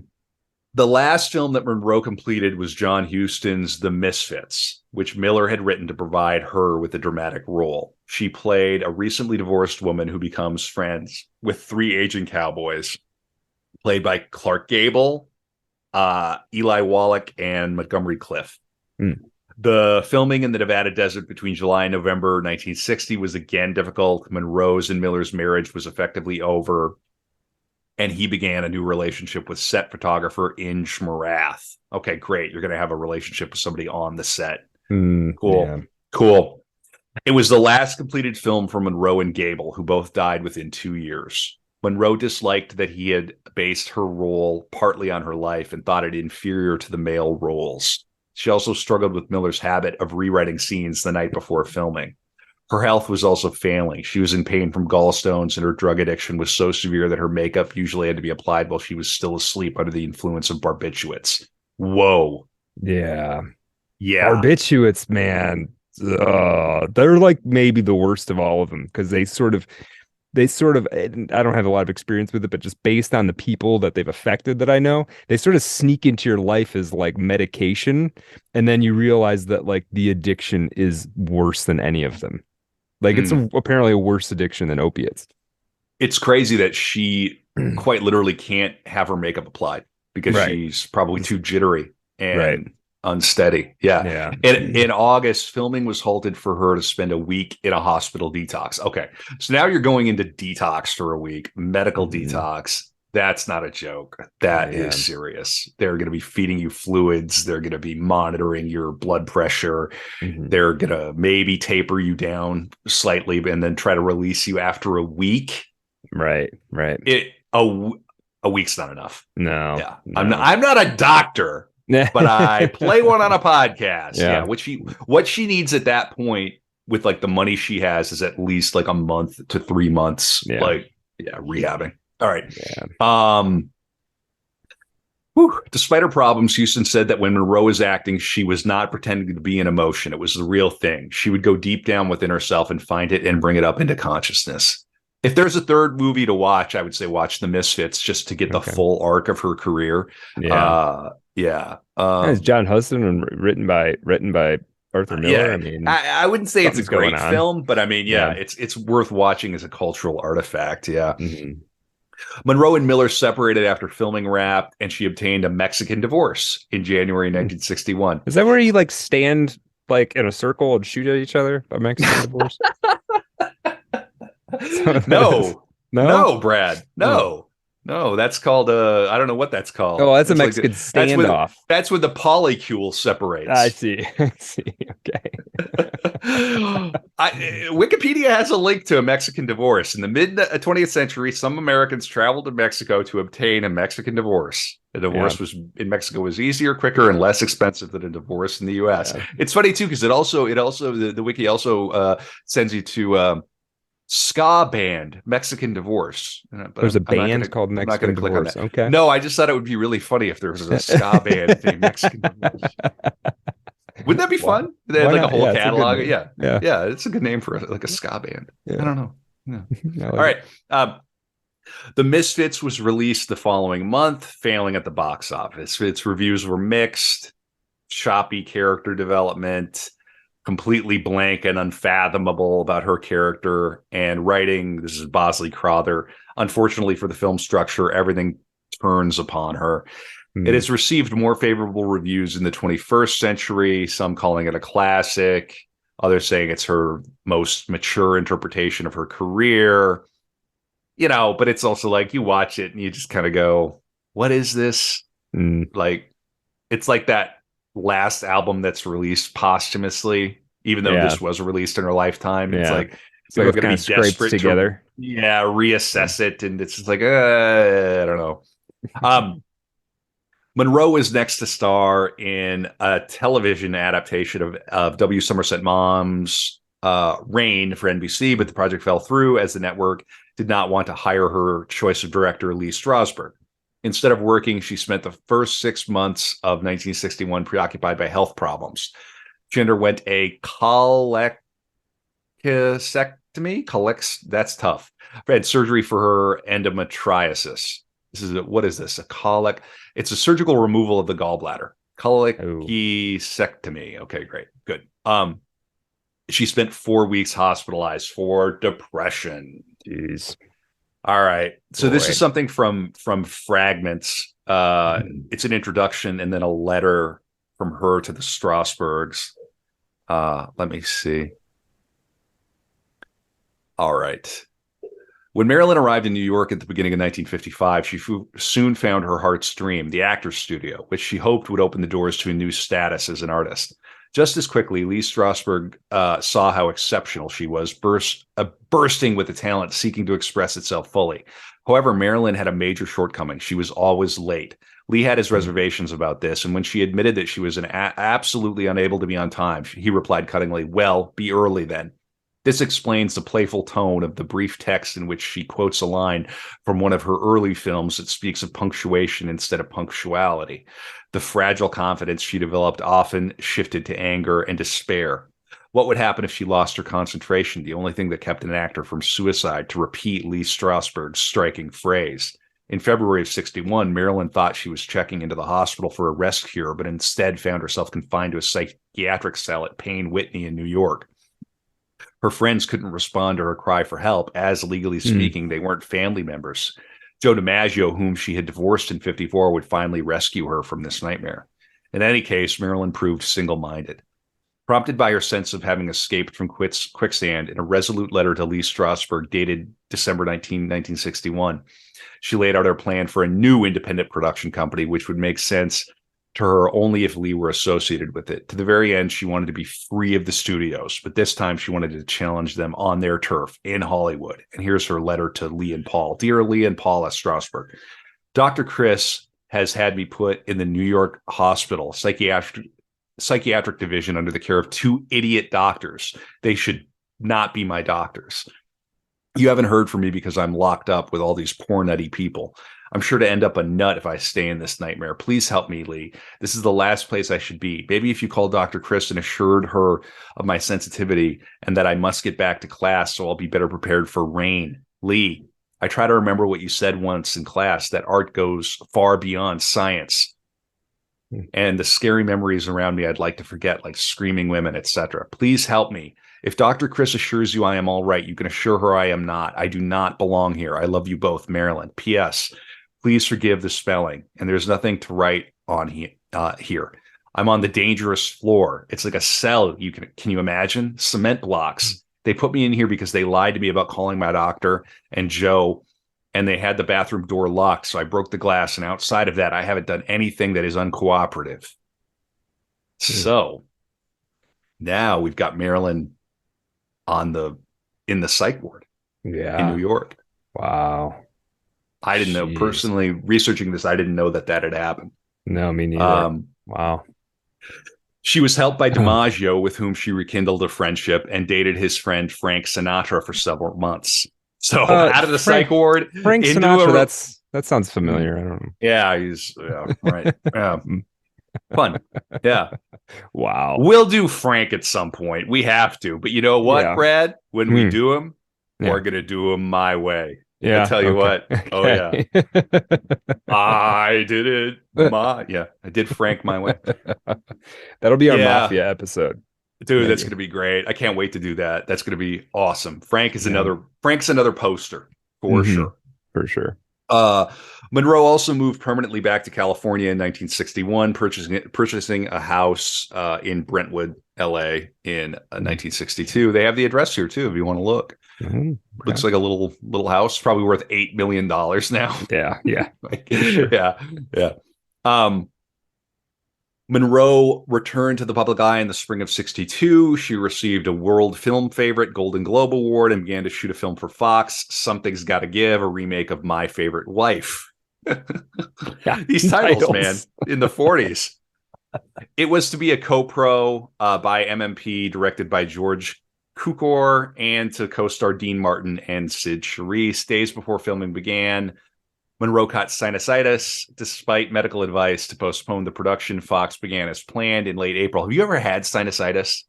I don't know. Dude, maybe I had it as a kid. It's like it's like the worst cold you've ever had. and it goes on for weeks. And Mm-hmm. your nose is completely plugged. So you Mm-hmm. start breathing through your mouth while you sleep. And so your throat gets terribly sore. And there's nothing you can do about it, just short of Just like, wait it out. it is brutal. I had that as a kid, not a Hmm. fan. And like the idea of acting while you're dealing with that is almost Yeah. impossible. You'd have to Yeah. just like jam her up with so many antibiotics and other stuff. Anyway, They probably did. Monroe, yeah, they probably did. Monroe was too sick to work for most of the next 6 weeks, but despite confirmations by multiple doctors, the studio pressured her by alleging publicly that she was faking it. And we'll talk more about this on After Dark, patreon.com/Art of Dark Pod. On May 19th, she took a break to sing Happy Mm-hmm. Birthday, Mr. President Mm-hmm. on stage at JFK's early birthday celebration at Madison Square Garden. And hey, we just had an early birthday celebration for you too at the top of the Yeah. pod, Brad. Yeah, good Yeah. I feel just times. like a Yeah. president. Yeah, just maybe you don't drive in any convertibles and I'll try. avoid the freeway for Try a not few to. months, Brad. And Yeah, we don't need. don't Yeah, mess with the mafia's affairs for a while. yeah, right, Yeah. right. Can you refrain yourself from doing so? Yeah. Can you refrain from doing so? I think so. Yeah. Good. She drew attention with her costume, a beige, skin-tight dress covered in rhinestones, which made her appear nude. Monroe's Mm. trip to New York caused even more irritation for Fox executives who had wanted her to cancel it. And I've got the whole Wikipedia bit about Happy Birthday, Yeah. Mr. President. Man. Uh, and I will read a little more about that We have to now. imagine she was zooted on barbiturates at this point, right? I mean, I think we could assume or that, yeah, something. she's on all kinds of meds and stuff. Yeah. Yeah, for sure. We'll talk more about Marilyn and the Kennedys on the After Dark. That could be a whole episode. You could do a 10-part show on Marilyn and not even touch all of it. So, Sure. um, Monroe next filmed the scene for Something's Gotta Give, in which she swam naked in a swimming pool. To generate advanced publicity, the press was invited to take photographs. These were later published in Life. This was the first time that a major star had posed nude at the height of their career. When she was again on sick leave for several days, Fox decided that it could not afford to have another film run behind schedule when it was already struggling with the rising costs of Cleopatra, a big box office. Nice. So yeah, we'll Yeah. just invite everybody in the neighborhood to come watch you swim naked. But if you're sick for a frickin' day, shutting it down. Shut it down. Oh, Yeah. it gets even worse. On June 7th, Fox fired Monroe and sued her for $750,000 in damages. She was replaced by Lee Remick, but after Martin refused to make the film with anyone other than Monroe, Fox sued him as well and shut down the production. The studio blamed Monroe for the film's demise and began spreading negative publicity about her, even alleging that she was mentally disturbed. I mean, she might have been mentally disturbed, but it's partially due to shit like that, right? I mean, Yeah. yeah. I mean, you know what I'm thinking now is like, give this beautiful, ambitious woman a day off. Right. Right. Right? Yeah. Let her chill out. Yeah. On her honeymoon, she had to go yeah. freaking perform in front of tens of thousands of, crazy soldiers. I mean, yeah. Give her Yeah. give her a year. Take Yeah. a year. Yeah. You know, but you know how this industry is. It's like, well, a year, that's like a lifetime, and Right. you're under contract and you've got to do this and you got to do that. And it's just another case. And I bring this up frequently, but it's like, you have everything and yet somehow you have nothing. She even says it in her book, like with all the success, she still didn't have that happiness, you know, Right. And Right. it goes back to the childhood. This is from PBS NewsHour. So right. This very public firing was an ignominious end for a superstar whose films had grossed more than $200 million during a relatively brief career. Right. Lonely and harassed, Marilyn found getting to sleep especially difficult. To counteract her insomnia, she often cracked open a Nembutal capsule so that it would absorb faster into her bloodstream, added a chloral hydrate tablet, an old-fashioned sedative better known in detective stories as a Mickey Finn or knockout drops, and washed them down with a tumbler of champagne. This is a particularly lethal cocktail, not only because each of these drugs increase or potentiate the power of the other, but also because people who take this combination often forget how much they previously consumed or whether they took them at all, and often soon reach for another dose. This poor woman's Mickeying herself to sleep. Correct. Crazy. Yeah. Correct. Yeah. And I'm going to come back to this article in a little bit because we're heading to the inevitable. Fox soon regretted its decision and reopened negotiations with Monroe later in June. A settlement about a new contract, including recommencing Something's Gotta Give and a starring role in the black comedy What a Way to Go, with another exclamation point, was reached later that summer. She was also planning on starring in a biopic of Jean Harlow. To repair her public image, Monroe engaged in several publicity ventures, including interviews for Life and Cosmopolitan, and her first photo shoot for Vogue. For Vogue, she and photographer Bert Stern collaborated for 2 series of photographs, one a standard fashion editorial and another of her posing nude, which were published posthumously with the title The Last Sitting. During her final months, Monroe lived at that house in Brentwood in L.A. Her housekeeper, Eunice Murray, was staying overnight at the home on the evening of August 4th of 1962. Murray woke at 3 a.m. on August 5th and sensed that something was wrong. She saw light from under Monroe's bedroom door, but was unable to get a response and found the door locked. Murray then called Monroe's psychiatrist, Ralph Greenson, who arrived at the house shortly after and broke into the bedroom through a window to find Monroe dead in her bed.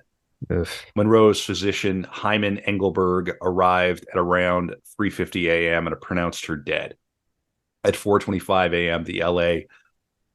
Police Department was notified, and this is a little bit about her bedside table. She was only 36 years old. Jeez. This is from PBS again. On Marilyn's bedside table was a virtual pharmacopoeia of sedatives, soporifics, tranquilizers, opiates, speed pills, and sleeping pills. The vial containing the latter, a barbiturate known as Nembutal, was empty. In her last weeks to months, Marilyn was also consuming, if not abusing, a great deal of other barbiturates: Amatol, sodium pentothal, Seconal, phenobarbital, amphetamines, methamphetamine, dexedrine, benzedrine, and dexamyl, combination of barbiturates and amphetamines used for depression, opiates, morphine, codeine, Percodan, the sedative Librium, and alcohol. Champagne was a particular favorite, but she also imbibed a great deal of sherry, vermouth, and vodka. Now, other than the alcohol, this is all stuff you get from a doctor. Yep. All Yep. of it. Yeah. She's another example of somebody. What was the episode where it's like, it's the very poor and the very rich who get the worst medical care? I think it was the Hemingway one, because the very poor can't get access and the very rich can get access to anything. Right. Well, I can't sleep, doctor, and I'm so stressed out about work and I can't focus. Well, this will help you focus, and then this will help you get to sleep at night. And before you know it, you got a collection. Right. And the liquor store is open. Mm-hmm. Right. Mm-hmm. And now I feel, I have 3 of these and 2 of these. Yeah. I feel good. No, I just have to do that every day. Now it's good. Now I just do that every day. Yep. It can happen to anybody. Mm-hmm. Anybody. For sure. Be careful out there, kiddos, friends of the pod. We have nothing but agape for our listeners and the Art of Darkness community. Like if you're dealing with this, like there is help. You can get help. Yeah. For real. Yeah. And as we always say, never do phenylbarbiturate. What is it? Right. You never do propoxyphene. Okay. Yeah. This is the subject of my new play too. My new play, The Animals. I make light of it, but it's really this is a chapter in the story of the pharmaceutical narcotic saga that is American history over the last 100 years, right? Yeah, we don't need to go too deeply into like personal stuff about it, but like very personally, I have a strong personal feeling about this. Get help. If you need help, get help. And if you know somebody, like, get help.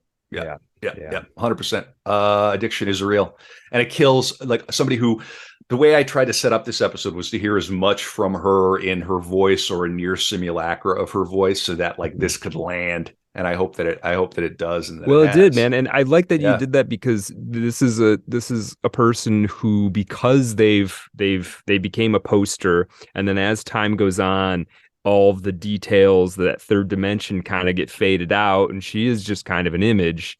And it's good to give her voice back. Maybe that's when I realized that, you know what, I'm going to do that. I was pretty happy, because a lot of people have editorialized about her ad nauseum. The horrific introduction to this version of My Story that I have, this edition of My Story from Andrea Dworkin, who I have no idea why why she wrote that. Who thought this was a good idea? It was very bizarre. But anyway, I'm going to bring this home. We got a couple pages, then we'll talk about what we're going to do on After Dark. We'll ask, what do we think Marilyn would be doing now? And then we will take a quick break and then come back for Patreon. We've got more cool stories. We've got lots of cool stuff going on. Thank you for listening. If you've made it this far, this is the denouement. Monroe died between 8:30 p.m. and 10:30 p.m. The toxicology report showed that the cause of death was acute barbiturate poisoning. She had 8 milligrams percentage, milligrams per 100 milliliter of solution, chloral hydrate, and 4.5 milligrams percentage of pentobarbital, nembutal in her blood, and 13 milligrams of pentobarbital in her liver. Empty medicine bottles were found next to her bed. The possibility that Monroe had accidentally overdosed was ruled out because the dosages found in her body were several times the lethal limit. So the story says, found nude in bed, hand on phone, took 40 pills. Oh, and even there, they got to say found nude in bed. Like, just do you really got to make that tantalizing? Like, it's gross. It's gross. It's super gross. And that's the New York Mirror. Now, and this is the other thing. Like, it might have been a suicide, but like, how do you call it a suicide if somebody is an addict and they've taken a vast number of pills? Like, at a certain point, they're no longer in control. It's death by pills. Right. So did she do this to not wake up in the morning? Or did she do this because you're in a loop and you forgot you took them? Yeah. The answer is we will never know. Right.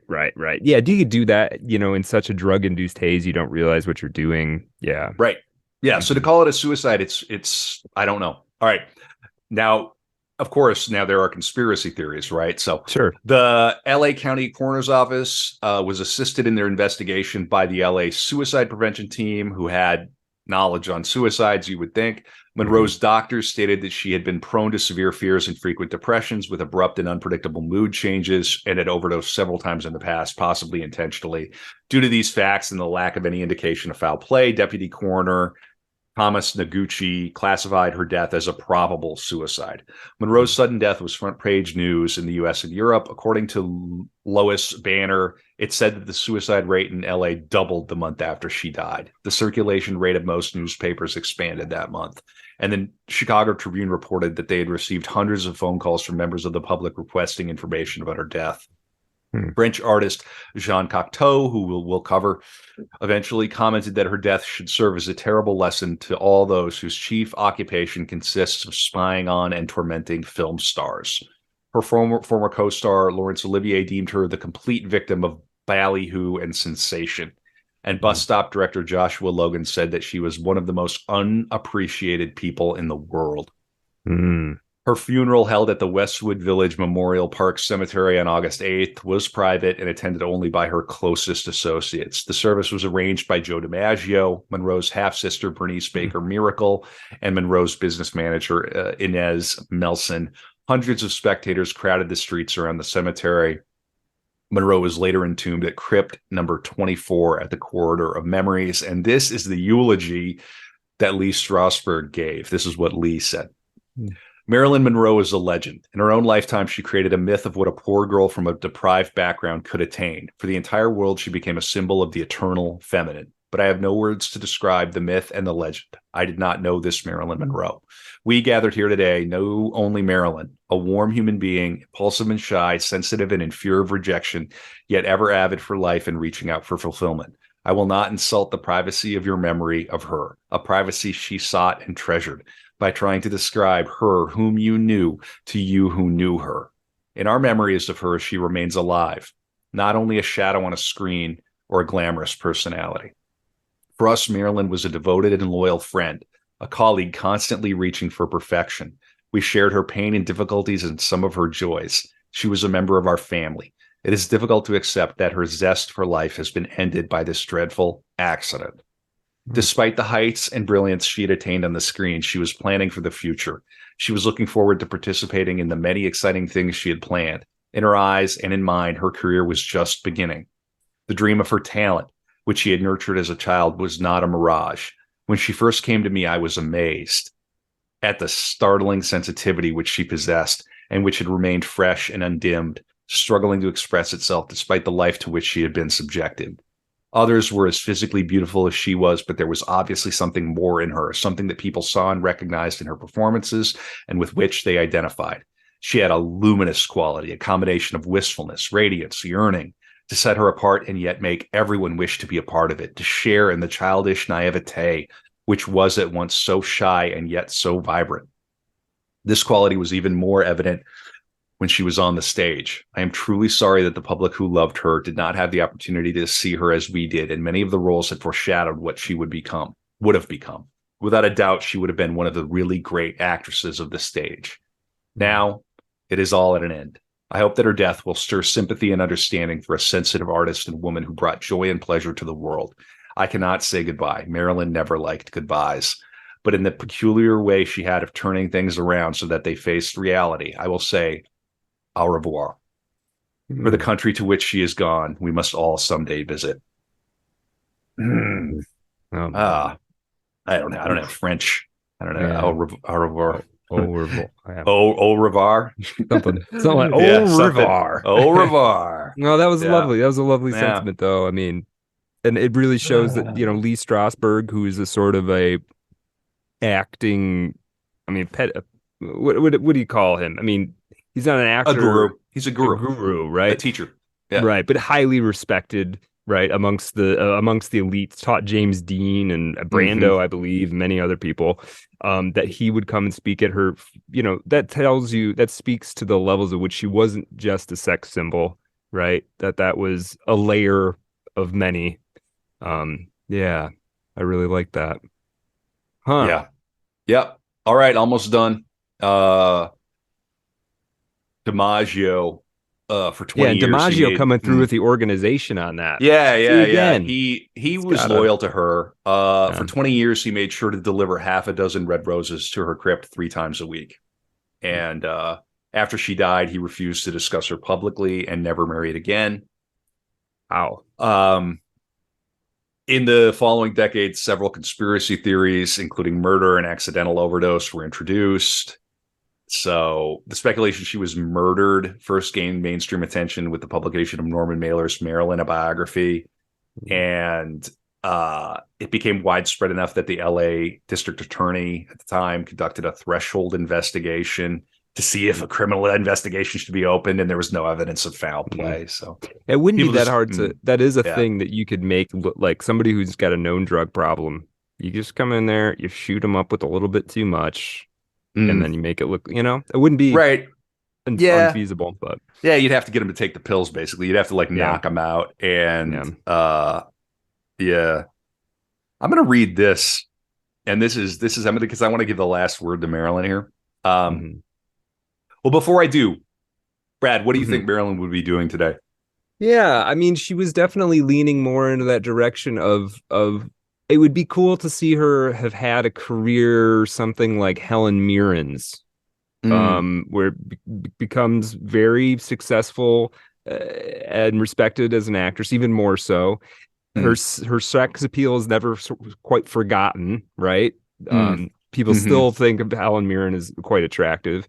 So something like that, where you get to kind of ride out there's always going to be peaks and troughs, but maybe she gets to ride out a peak, kind of. Yeah, I would like to see that. That would have been very cool to see. Yeah, but I mean, what agony? I mean, just gone so young, and what a story, and so of a time. 36 is young too. Young. Yeah, we're both older than her. Older than that. Yeah, right? I don't like that. I don't like that at all. No, it makes me feel a little queasy. I don't know. That makes you feel out in podcast land, listener land.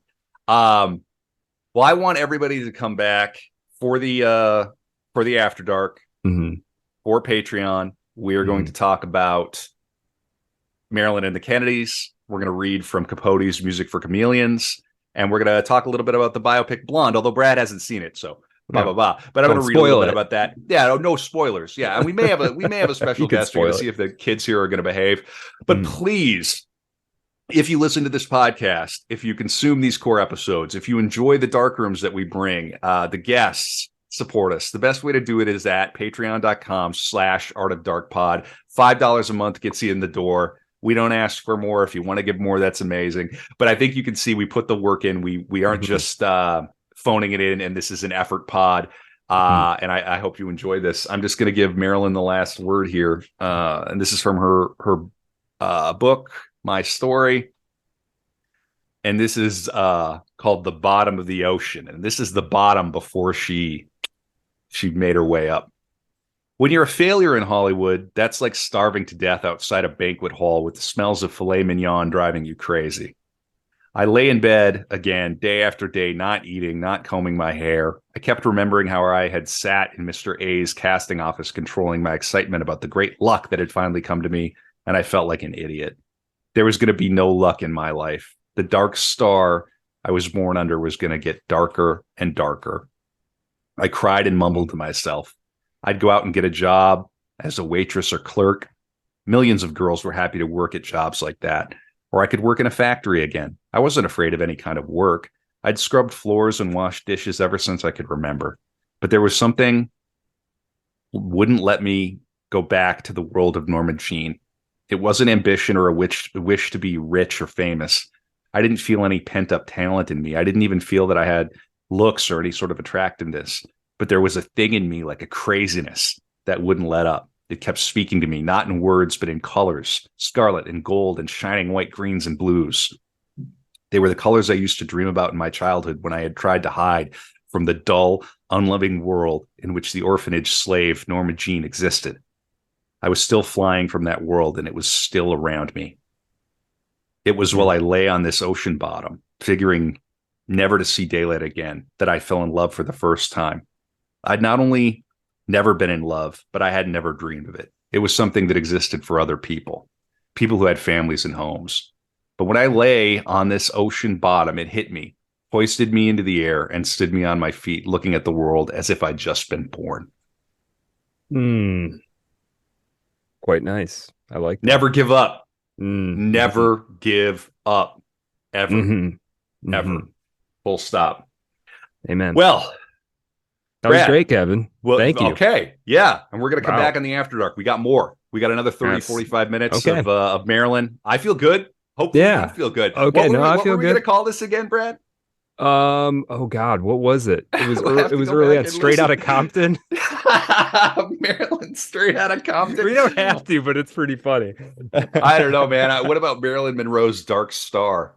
Could be that's all right. See, that's a little more. It's got a little more gravitas. Yeah, I don't know. But if somebody who listens to the podcast wants to make a meme, Marilyn Monroe Straight Outta Compton, go for it. We're not going to tell you no. All right, we'll be back on the After Dark for Patreon, patreon.com/artofdarkpod. I'm just gonna, you can't see it, but I'm wearing a skirt here and I've got my fan. That's for Brad only. Whoa. It's a kilt. Awooga. It's a awooga. Exclamation. What is it? What's the name of the one? Howdy hey, howdy ho. Scooda hoo, scooda hey. Scooda hoo, scooda hey. Oh, nasty.